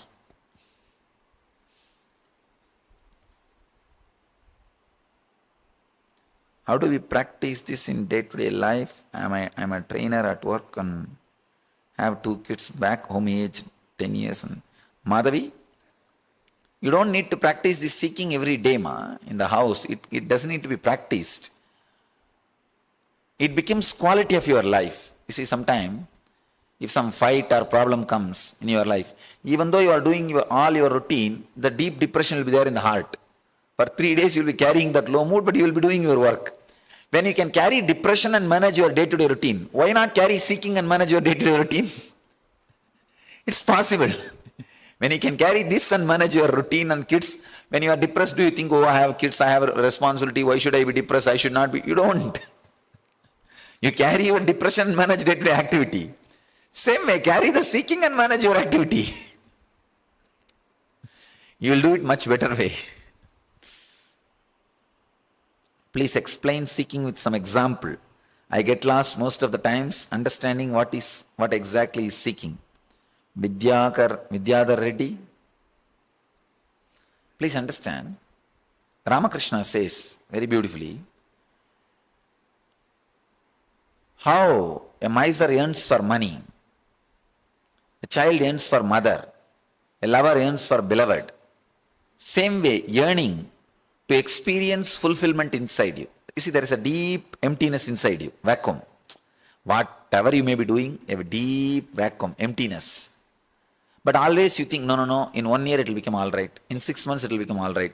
If I do that, it will become all right. If I do this, it will become all right. You go on postponing, thinking that if something happens in the outer world, that vacuum will disappear, that emptiness will disappear.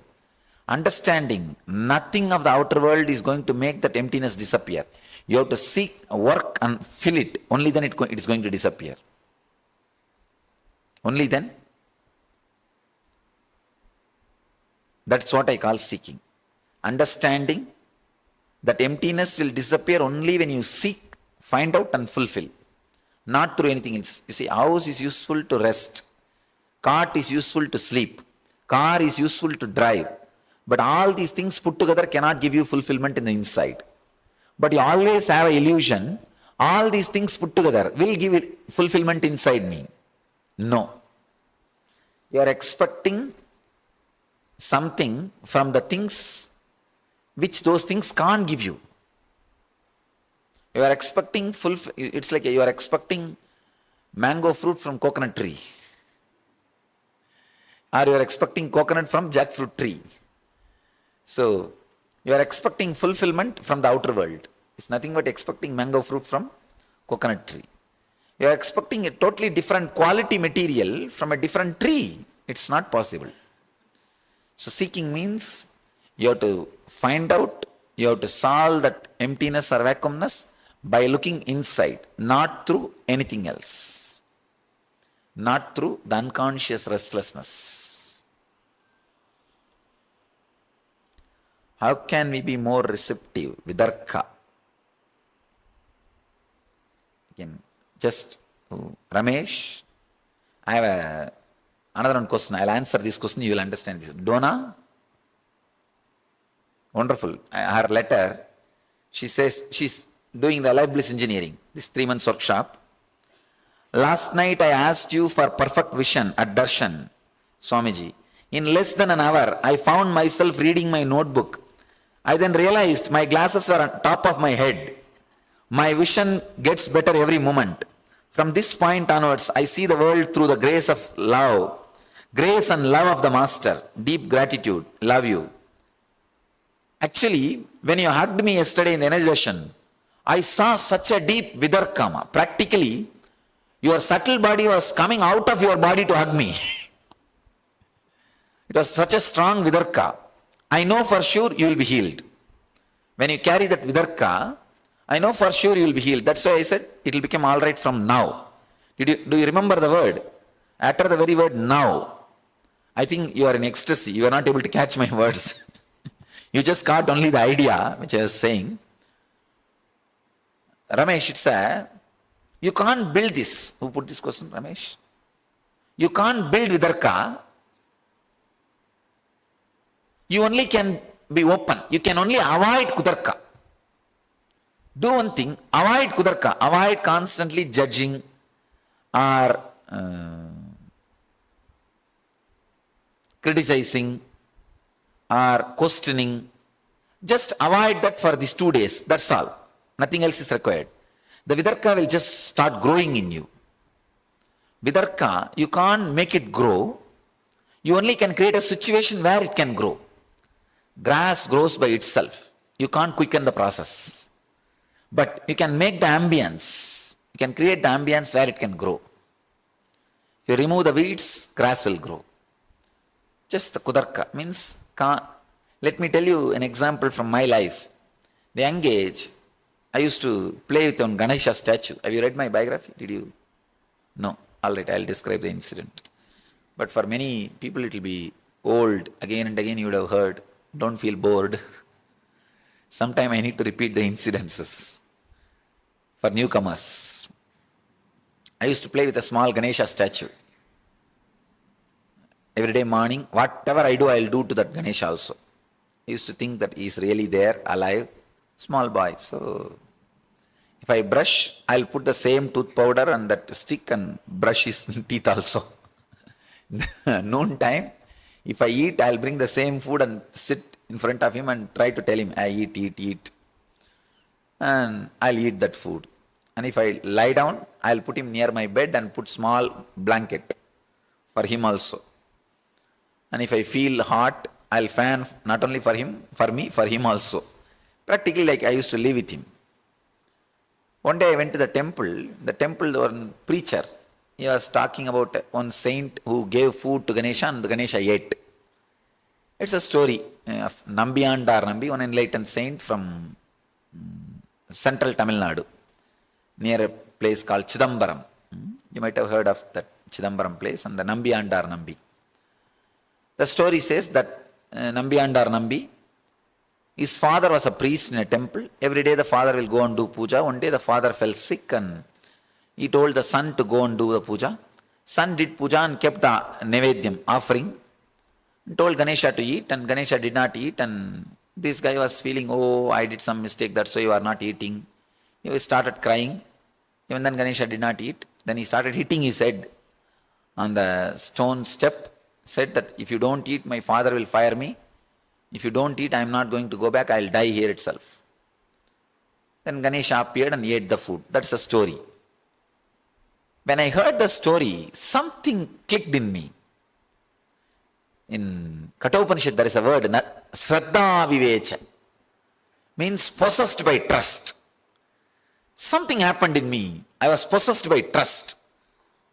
I felt, when Nambiyanda or Nambi can feed Ganesha, why not me? My Ganesha is not eating. So this is logic.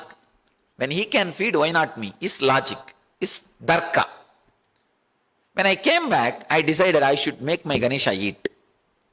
But unfortunately, my grandmother always used to threaten the kids, if they don't eat, she will threaten them she will drop them into the well. The house well. My house is a giant family, lot of kids. And the grandmother's responsibility is feeding all the kids. If some kids don't eat, in the house, the villages, they will have a well, common well. She will take the child and show, hey, I'll throw you in the well if you don't eat. So this is what I have seen. So I thought I should also try the same technique on Ganesha. I took my Ganesha and said, hey, eat. Otherwise I'll throw you in the well. But he's not budging. Then I thought I'll threaten him more strongly. I put him in the small bucket through which you take the water from the well. If you are from a village, you can understand the scene I am describing. Because nowadays in cities, no bucket or anything. It's all bore wells. Open well. You are from village? Then you can understand the scene, what I am describing. If you are from Indian village, each house will have a big well. Center of the house or the backyard of the house, and they will have a bucket and a rope through which they will fetch the water from the well. So I put that Ganesha into that bucket and dropped that bucket into the water, and almost near the water level, I'll shout from above, hey, eat the food, otherwise I'll drop you in the well. I thought he may not be able to hear my sound. I brought that funnel through which they pour the kerosene. I'll keep the funnel in my mouth and shout. Loudspeaker. Hey Ganesha, eat. And then I realized I have not kept the food. He might have changed his mind after touching the water level. So I kept the food and again dropped him inside and started shouting, eat, otherwise I'll drop you in the well. But of course he did not eat. But I did not have that much of hatred or courage to drop him in the well. I wanted to blackmail him, but I don't want to drop him. So I took him out. 2-3 days the same drama happened. Then I had a doubt. Maybe he did not like the food, my mother's cooking. So I thought I'll go to the temple. And I was really thinking, in the temple all the deities eat. So I thought I'll bring the same diet and feed him. I went to the temple, and in the temple I used to volunteer. So the temple cook, the main temple cook, is my close friend, because as a young boy we used to go and wash the vessels and do all things. He gave the food, which is usually given to the deities.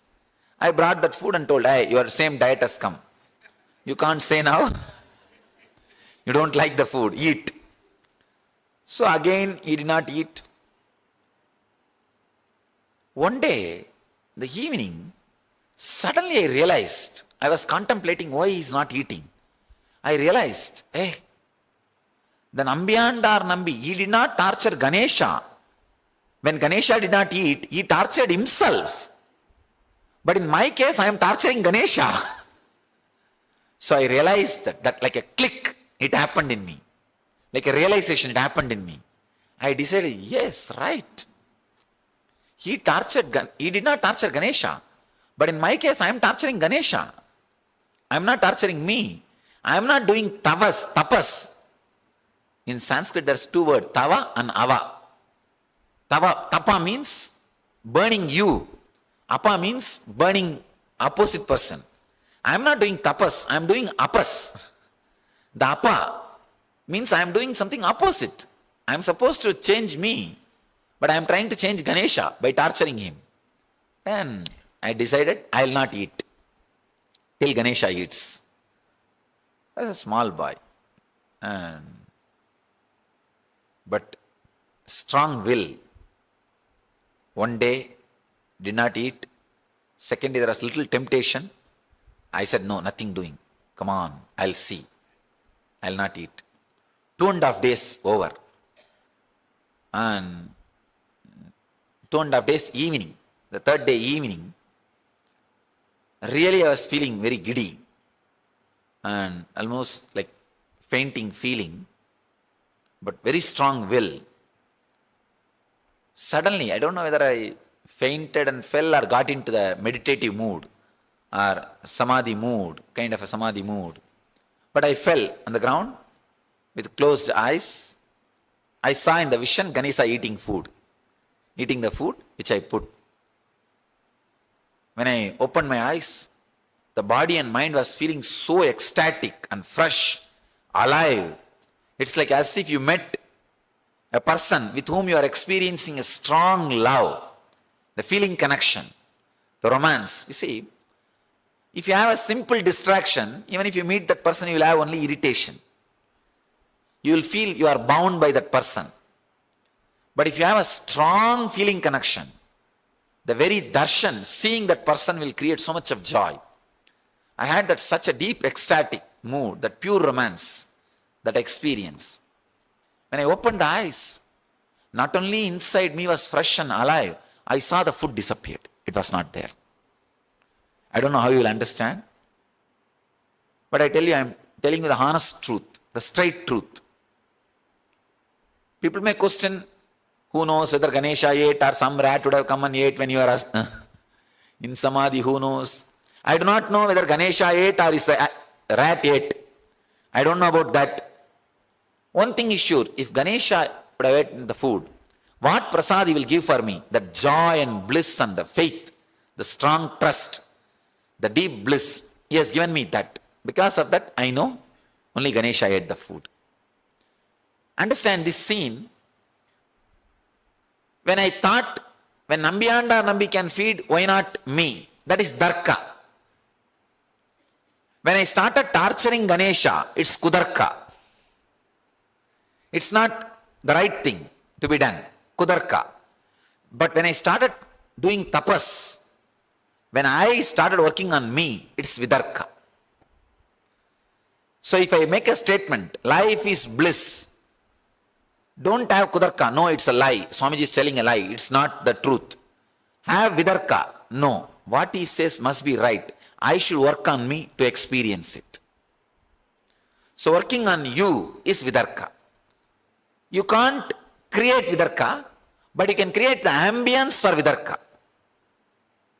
Stop mothering Kudarka and start working on you. You will experience Vidarka. So if you torture Ganesha, if you try to put him in the well, it is Kudarka. Same thing. Many times people try to put my image into the well. Actually, you can't put me in the well. Even I can't put Ganesha into the well. I can put only Ganesha's image into the well. What I think as Ganesha, I can put it in the well. I can't put Ganesha into the well. Many times people try to put what they think of me into the well. But they don't understand. They can't put me in the well. Many times, these guys try to abuse me. If they can't connect, they try to abuse me. And I say, all right, forget about it. They miss it. They miss it. And I don't have a problem. It's like a Kudarka. The image which they have about me, they try to put that into the well. Actually, when I had the Kudarka, I was only suffering more. I was only suffering more. Ganesha never suffered. He was quite happy. Simply he was enjoying the whole drama. What is going on?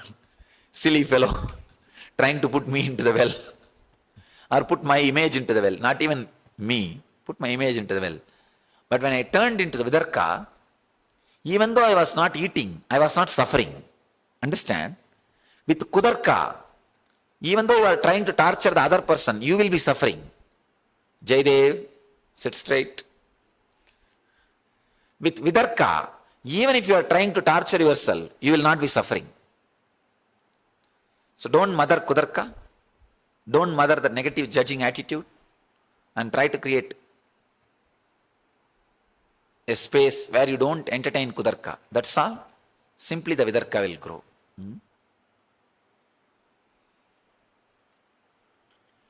With Vidarka, you will have a strong energy experience.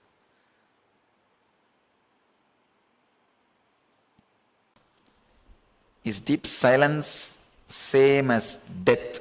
Murti, no. Murti Aduri? Vibrant silence, not dead silence.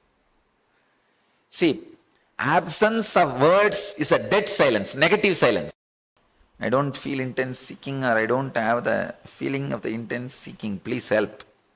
Just feel that you don't have. That itself is enough. Feel you don't have seeking. That feeling is enough, will create seeking in you.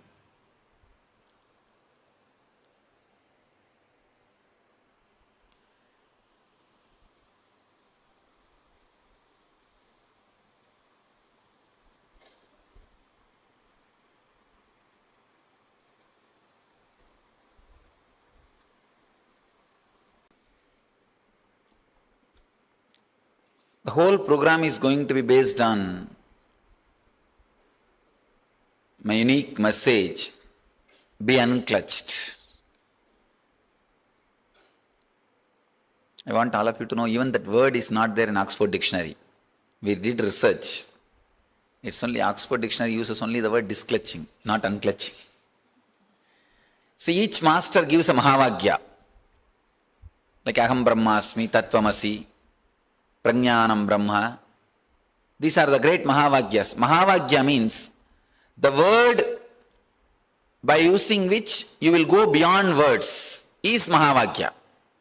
The word which leads you to the wordlessness is Mahavagya. So each master gives one Mahavagya. I can say, from my experience, can give you one Mahavagya, that is unclutching. Unclutching is the Mahavagya from my experience.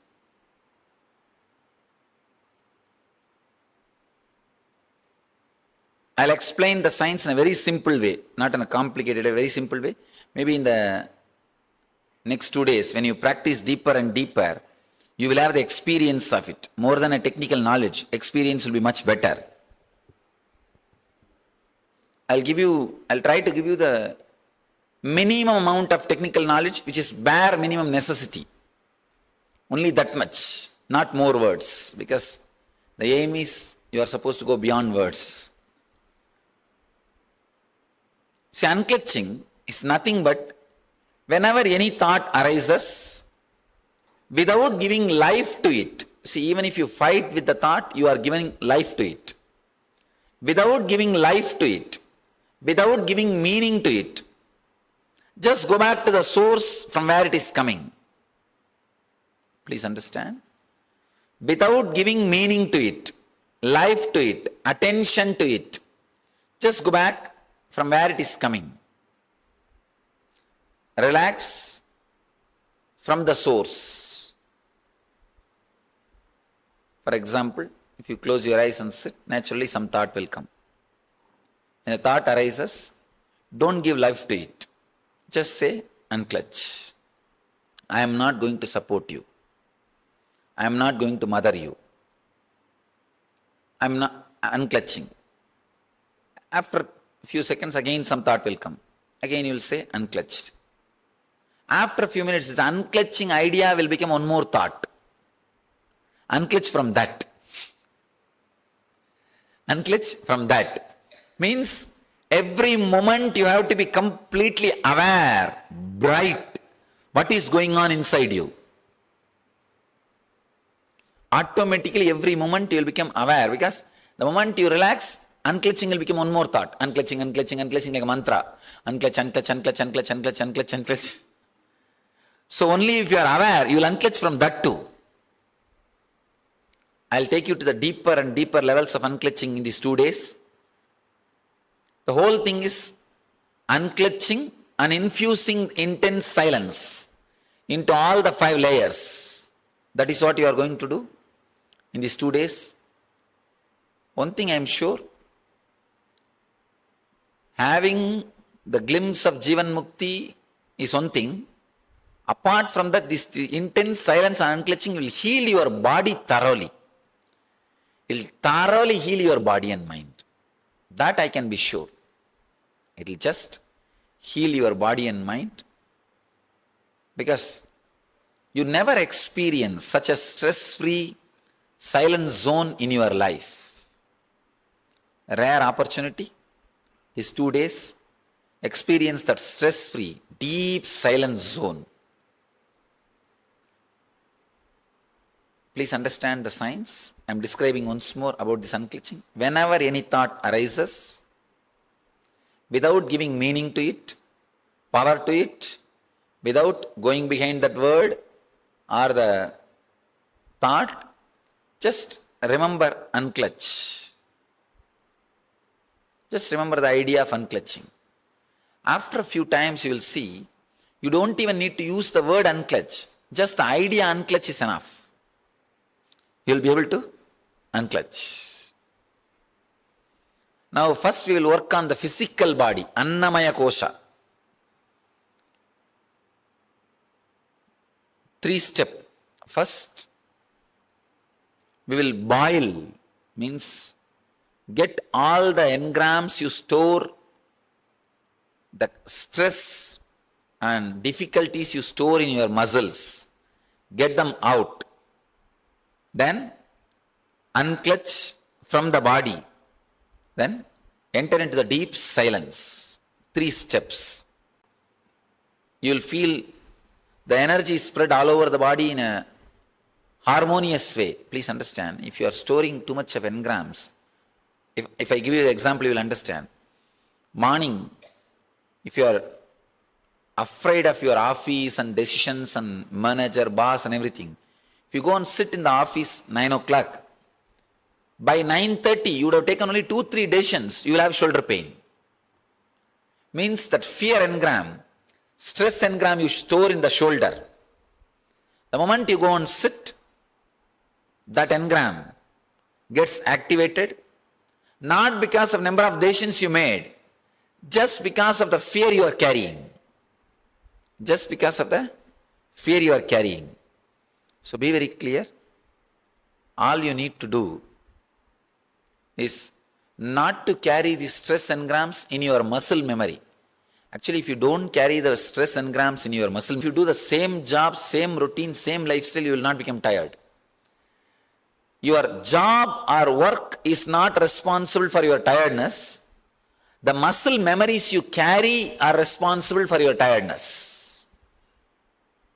The memories which you carry in your muscles, they are responsible for your stress or any physical illness.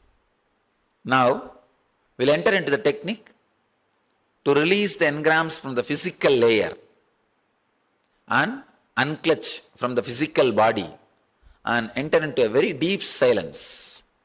It's a very powerful technique from Vijnana Bhairava Tantra. It's a technique from Shiva. As you all may be aware, there is a book called Shiva Sutras, which is 60,000 sutras. In that 140 sutras, one chapter is called Vijnana Bhairava Tantra. I have spoken elaborately on that Vijnana Bhairava Tantra. There is a technique, one technique from Vijnana Bhairava Tantra, very powerful technique. It can really straight away transform you, even once practicing once. I am not even saying this technique needs to be done every day. Even once is enough. See, I classify techniques into 2-3 categories. Techniques, if you do it once in the presence of master, that's enough. Technique, if you do it just once without even the master's presence, that's enough. Techniques which you need to do every day. Technique which you need to do every day is Nithyananda. These techniques, if you do it once in the presence of master, that is enough. It will heal you and release many stresses and stressful engrams.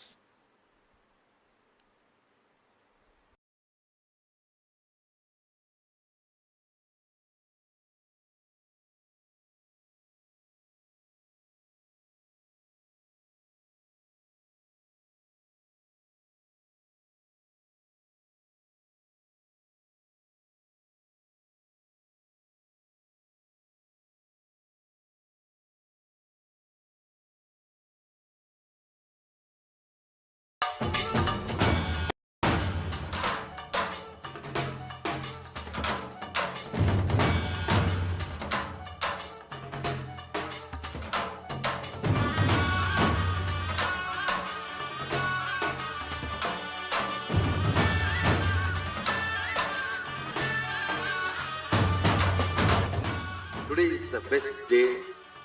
Sadashiva appears for Brahma and Vishnu, early morning, the form of light shaft, means the consciousness which is beyond time and space enters into time and space.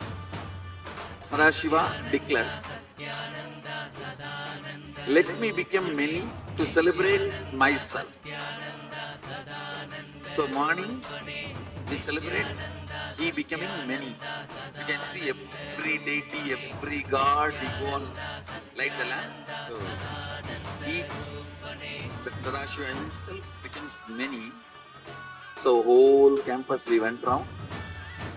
It was such high energy. So again the many becomes one. Not only spiritually, even socially, this celebration forms a very important part of my life, because this is the only celebration I enjoyed from my birth, at least in this body.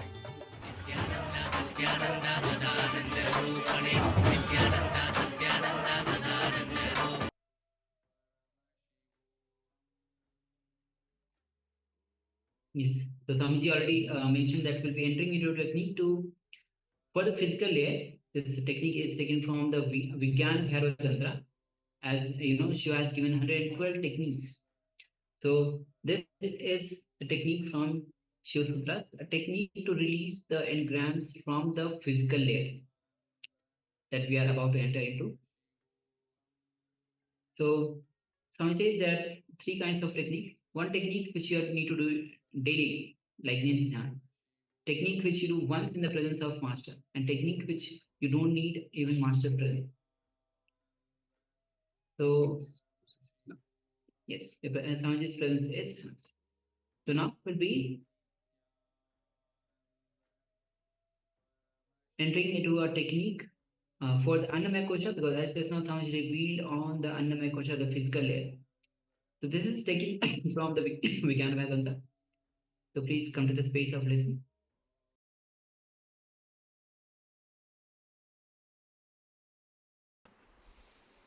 I'll describe the technique. It's 30 minutes. First 10 minutes, intense chaotic breathing by standing. Stand, bend your knees and breathe.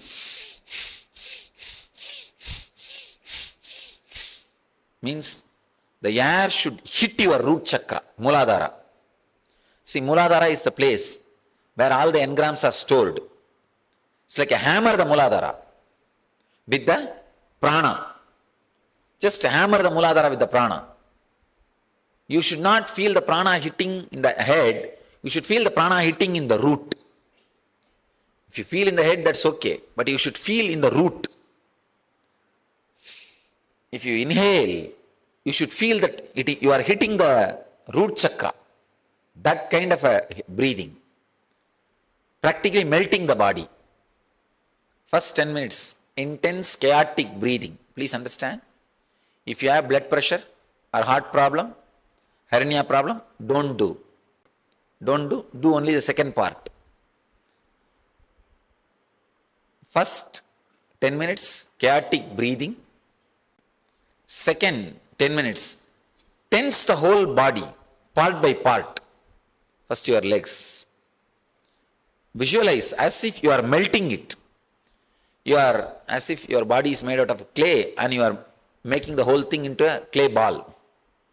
Visualize, you are just making your whole body into nothing but lump of muscles. Just squeeze the whole body. Just tense it very intensely, part by part, part by part, part by part. You will awaken all the stress engrams in your body. Part by part, tense it.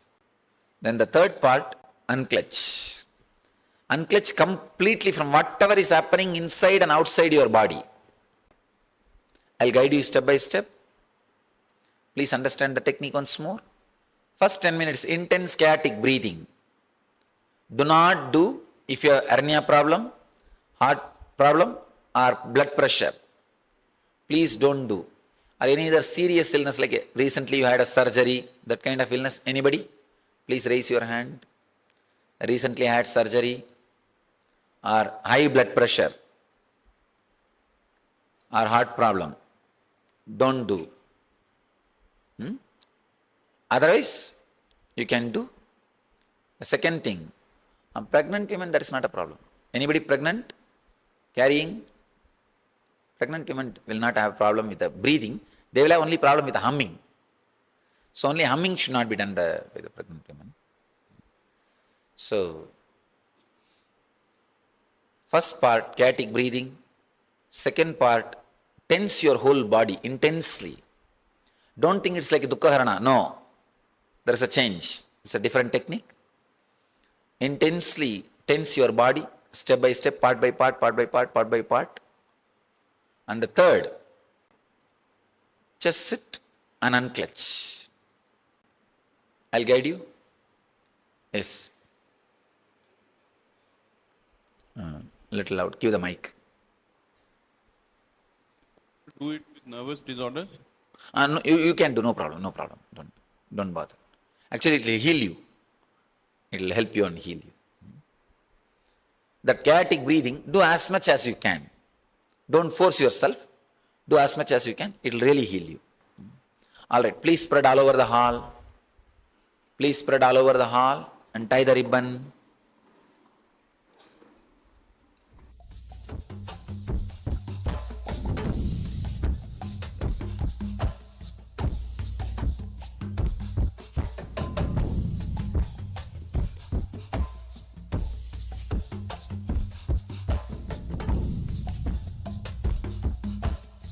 Intense chaotic breathing by standing. Stand, bend your knees and breathe. Means the air should hit your root chakra, Muladhara. See, Muladhara is the place where all the engrams are stored. It's like a hammer, the Muladhara, with the prana. Just hammer the Muladhara with the prana. You should not feel the prana hitting in the head. You should feel the prana hitting in the root. If you feel in the head, that's okay. But you should feel in the root. If you inhale, you should feel that you are hitting the root chakra. That kind of a breathing. Practically melting the body. First 10 minutes, intense chaotic breathing. Please understand. If you have blood pressure or heart problem, hernia problem, don't do.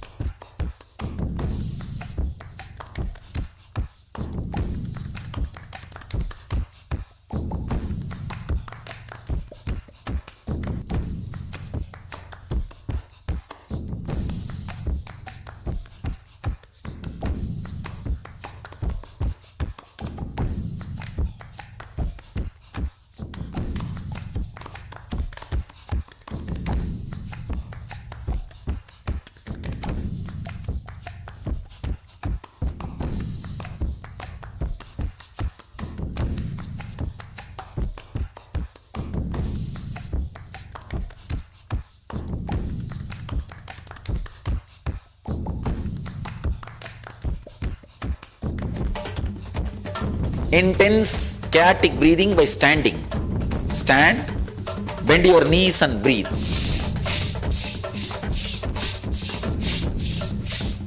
Means the air should hit your root chakra, Muladhara. See, Muladhara is the place where all the engrams are stored. It's like a hammer, the Muladhara, with the prana. Just hammer the Muladhara with the prana. You should not feel the prana hitting in the head. You should feel the prana hitting in the root. If you feel in the head, that's okay. But you should feel in the root. If you inhale, you should feel that you are hitting the root chakra. That kind of a breathing. Practically melting the body. First 10 minutes, intense chaotic breathing. Please understand. If you have blood pressure or heart problem, hernia problem, don't do.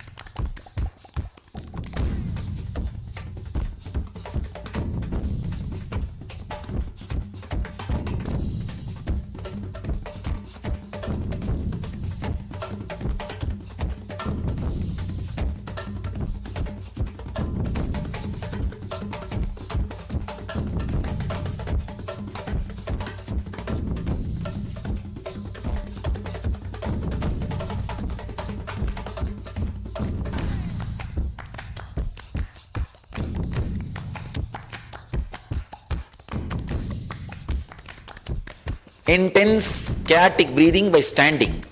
Stand, bend your knees and breathe.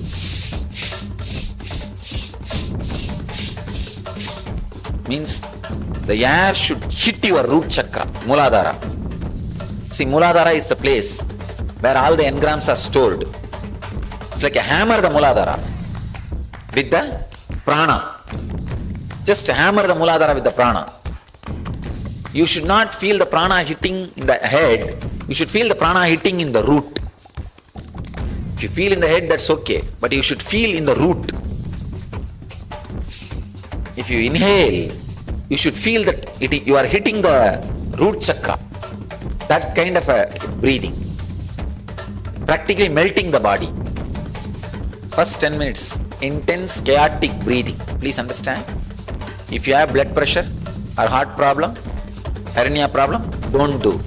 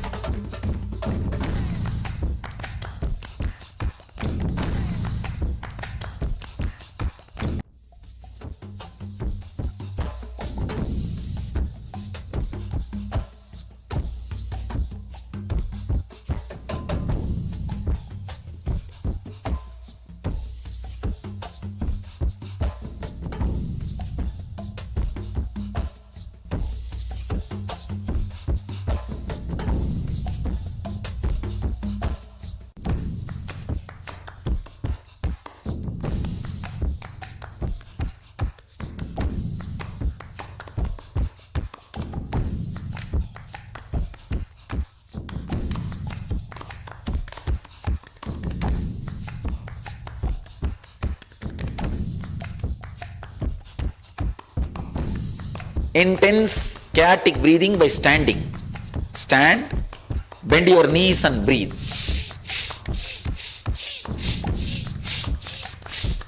Means the air should hit your root chakra, Muladhara. See, Muladhara is the place where all the engrams are stored. It's like a hammer, the Muladhara, with the prana. Just hammer the Muladhara with the prana. You should not feel the prana hitting in the head. You should feel the prana hitting in the root. If you feel in the head, that's okay. But you should feel in the root. If you inhale, you should feel that you are hitting the root chakra. That kind of a breathing. Practically melting the body. First 10 minutes, intense chaotic breathing. Please understand. If you have blood pressure or heart problem, hernia problem, don't do.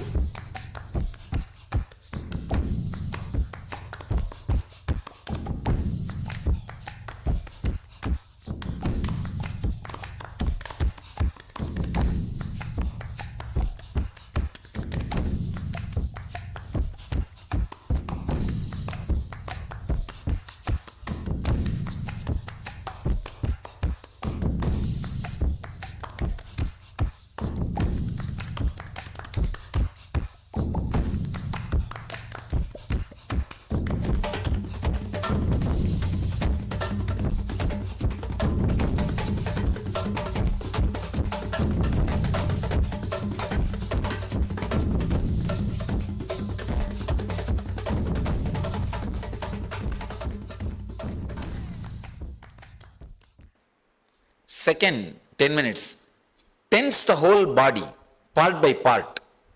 First your legs. Visualize as if you are melting it. You are as if your body is made out of clay and you are making the whole thing into a clay ball. Visualize you are just making your whole body into nothing but lump of muscles. Just squeeze the whole body. Just tense it very intensely. Part by part, part by part, part by part. You will awaken all the stress engrams in your body. Part by part, tense it.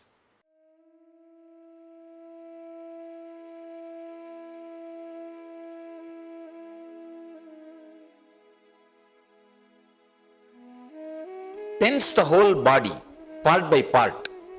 First your legs. Visualize as if you are melting it. You are as if your body is made out of clay and you are making the whole thing into a clay ball. Visualize you are just making your whole body into nothing but lump of muscles. Just squeeze the whole body. Just tense it very intensely. Part by part, part by part, part by part. You will awaken all the stress engrams in your body. Part by part, tense it.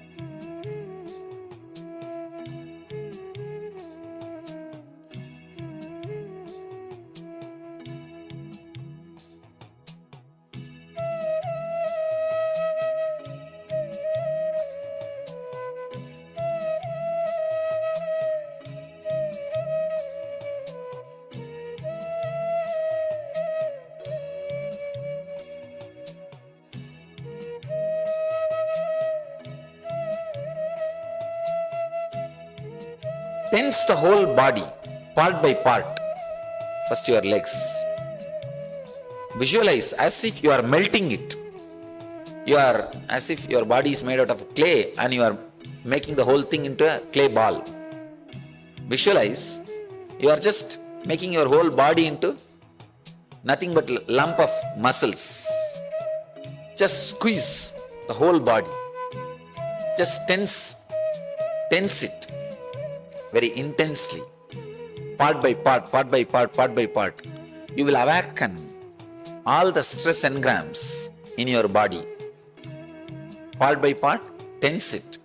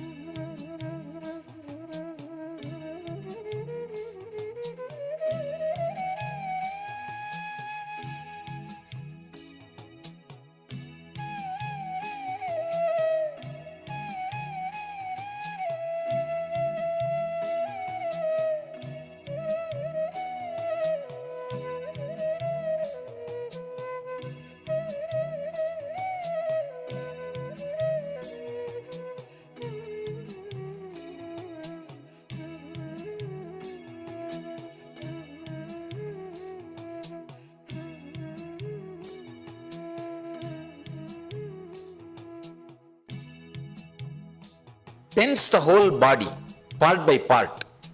First your legs. Visualize as if you are melting it. You are as if your body is made out of clay and you are making the whole thing into a clay ball. Visualize you are just making your whole body into nothing but lump of muscles.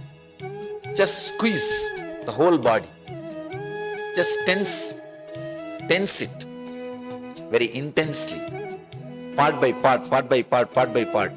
You will awaken all the stress engrams in your body. Part by part, tense it.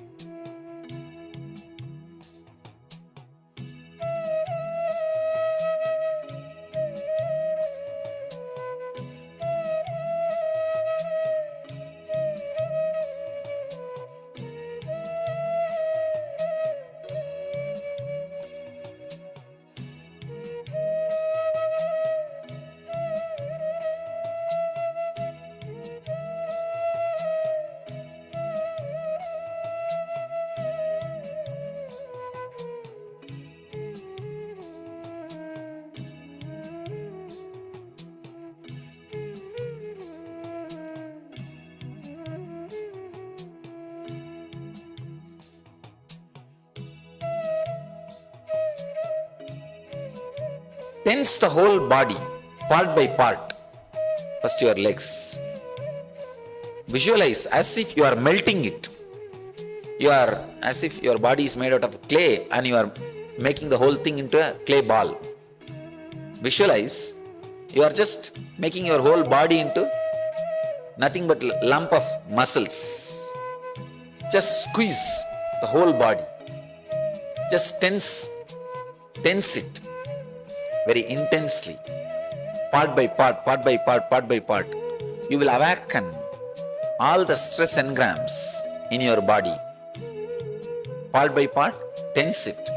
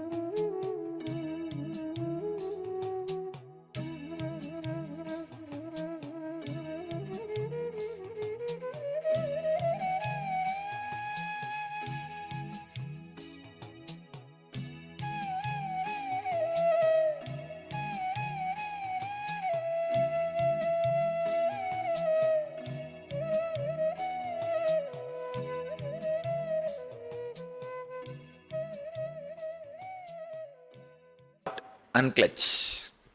Unclutch completely from whatever is happening inside and outside your body.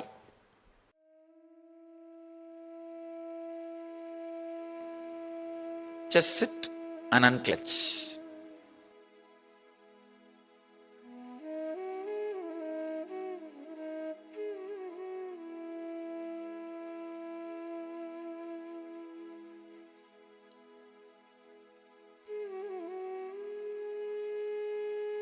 unclutch. Unclutch completely from whatever is happening inside and outside your body.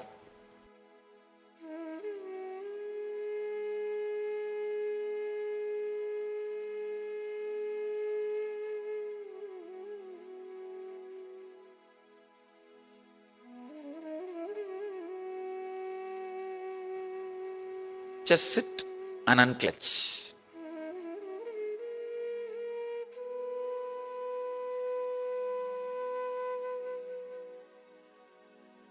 Unclutch. Unclutch completely from whatever is happening inside and outside your body.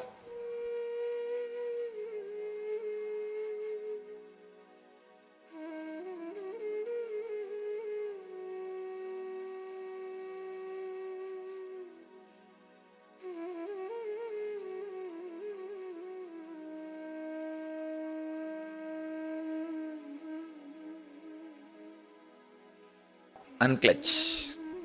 Unclutch completely from whatever is happening inside and outside your body.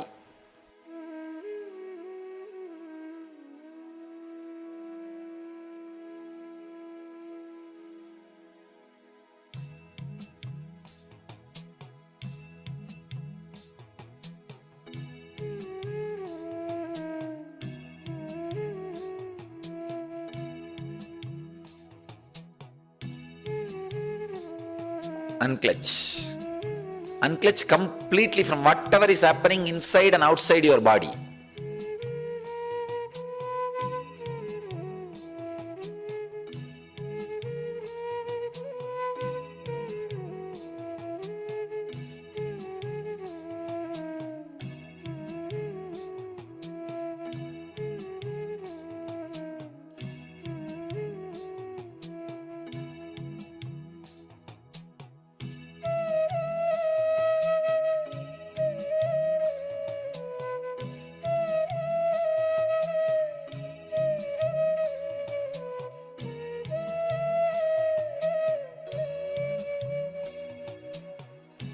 Just sit and unclutch.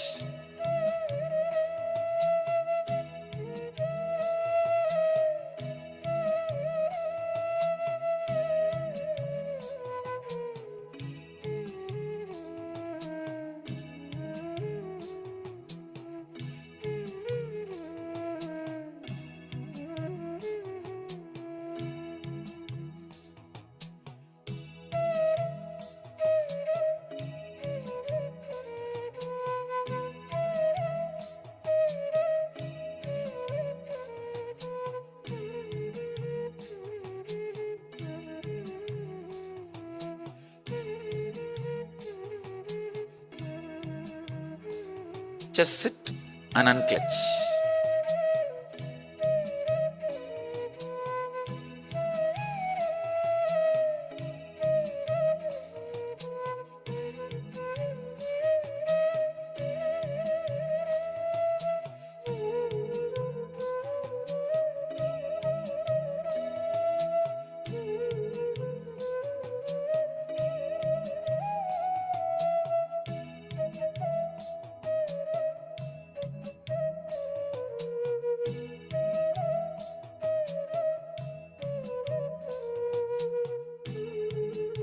Unclutch. Unclutch completely from whatever is happening inside and outside your body.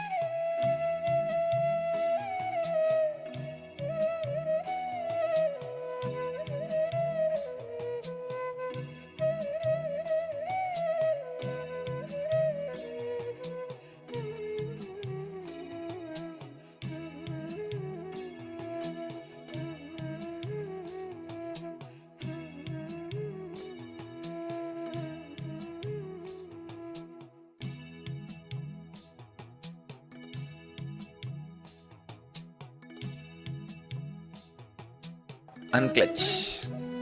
Unclench completely from whatever is happening inside and outside your body.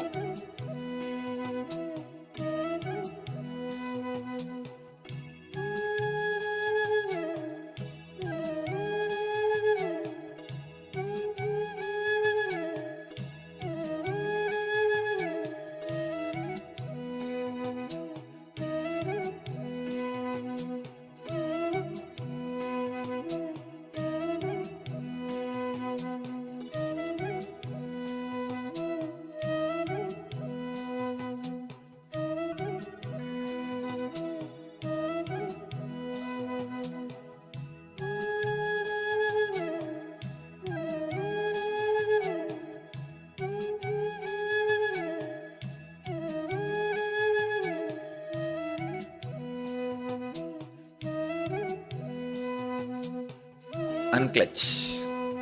Unclench completely from whatever is happening inside and outside your body.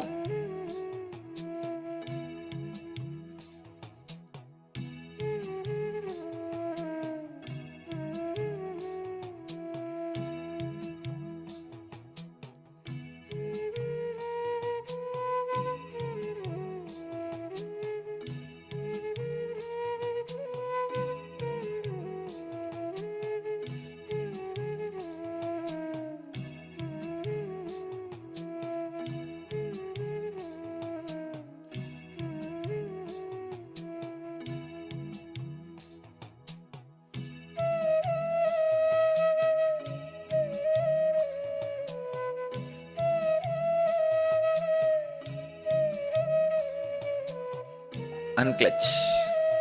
Unclench completely from whatever is happening inside and outside your body.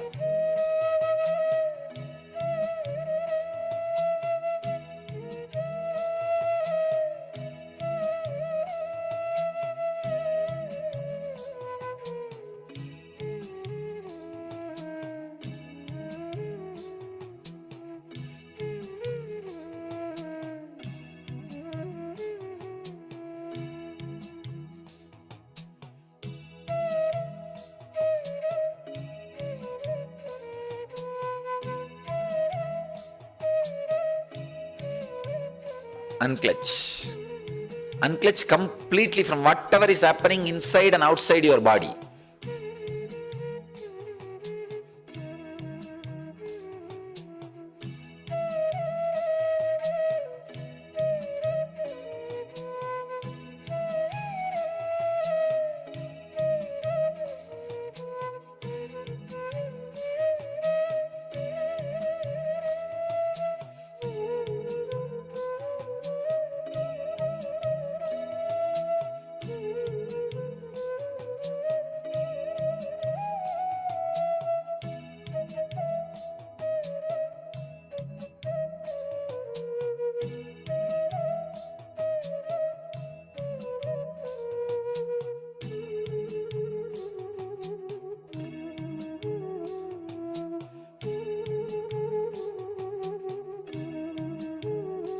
Unclench.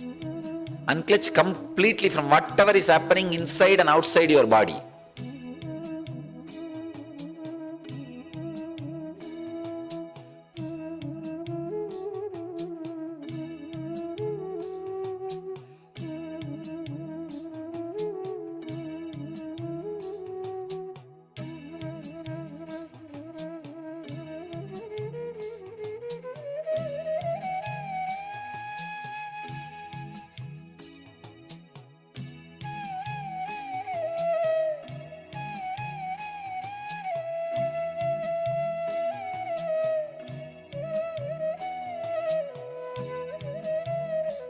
Unclench.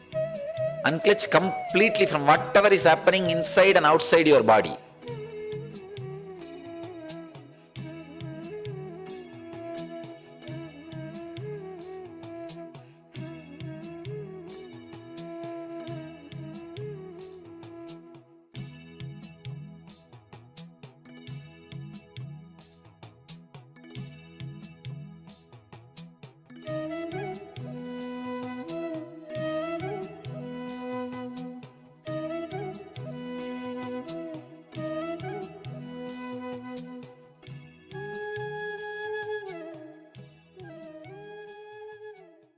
See, any thought will come out only as a light movements in this area. If you just arrest this, nirodha, vang nirodha, just shut this area, suddenly you will see, you will carry a deep, intense silence. Feel no movements in this area, inside, just shut. You will carry intense, vibrant silence in your being. Just go around carrying that intense silence.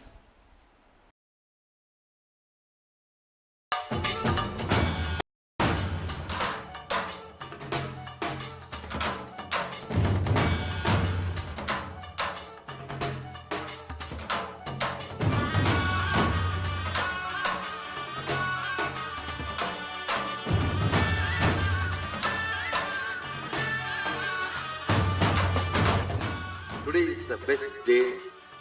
Sadashiva appears for Brahma and Vishnu early morning in the form of light shaft. Means the consciousness which is beyond time and space enters into time and space. Sadashiva declares, let me become many to celebrate myself.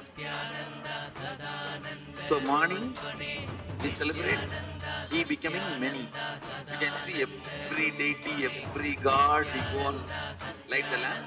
So each, the Sadashiva himself becomes many.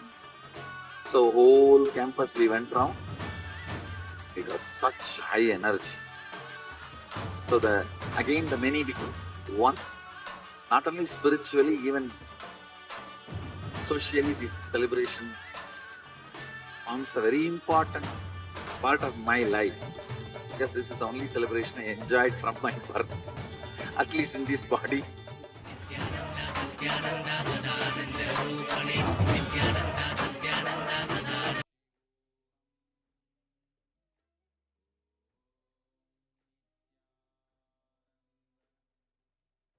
Yes, welcome back.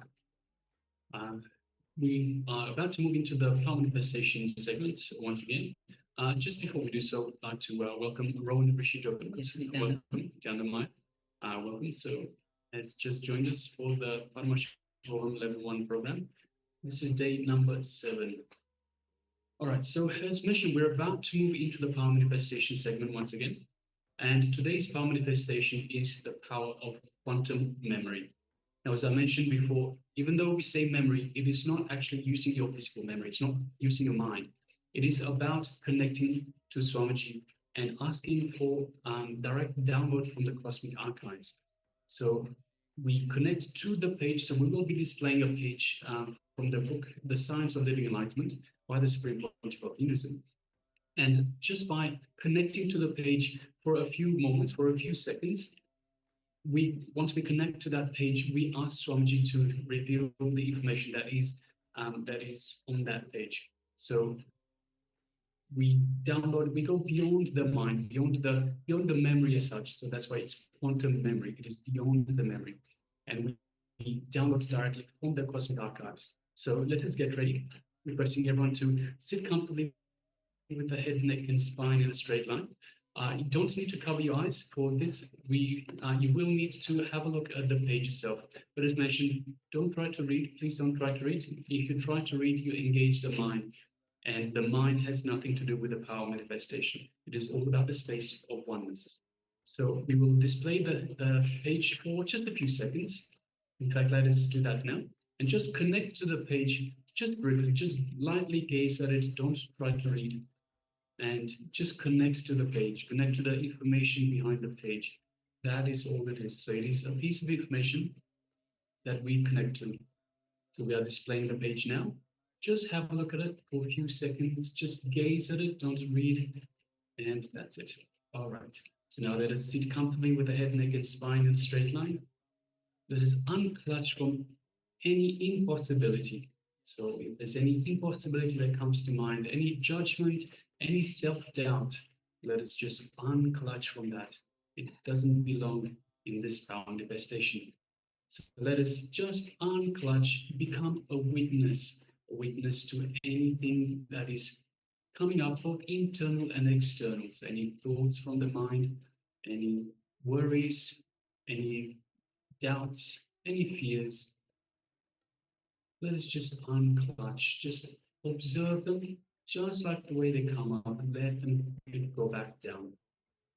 And unclutch from all disturbances, all external. If there's any sounds, just let it be. Don't get involved in it.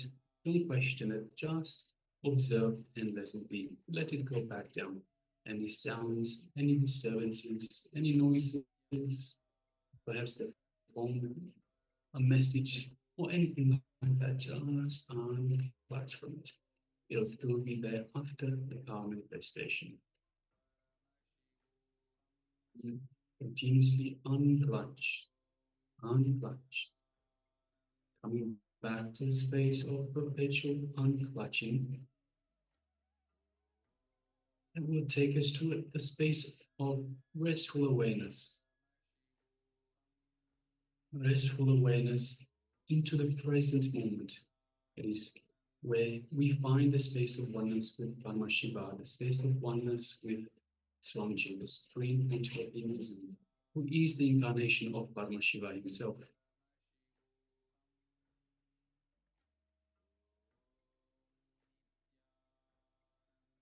Let us connect to Swamiji in our inner space, which is the area just below the heart center, the Ananda Gandha. So our inner space. Just visualize Swamiji in our inner space. Pick your favorite motif, your favorite image of Swamiji, whichever you have most connection to. Feel that connection to Swamiji through this, your ideal image of Swamiji. Just take a moment and feel that connection. And feel the love, the compassion, the infinite grace that Swamiji is showering you in your inner space. So that inner space is just for you and Swamiji. Nothing else is reality. Unclutch from anything else. It is just you and Swamiji in your inner space, in oneness. You are in oneness with Swamiji. From this space of oneness, feel that energy, that super conscious energy that Swamiji is radiating. Feel that throughout your entire body. Push it out to every corner of your body, every single one of your cells, the trillions of cells that you have in your body, feeling rejuvenated, feeling alive with this super conscious energy. You are one with Swamiji.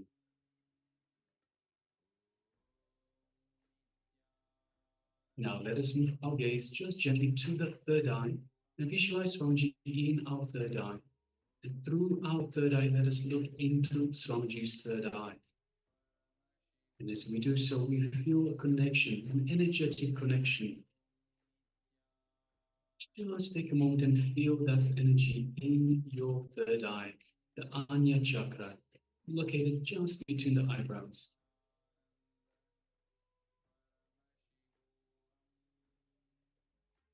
Now, through this connection with Swamiji, you will put the page that you've connected to in your third eye, and you'll ask Swamiji to give us the information that is in this page from the Living Enlightenment, the Science of Living Enlightenment book.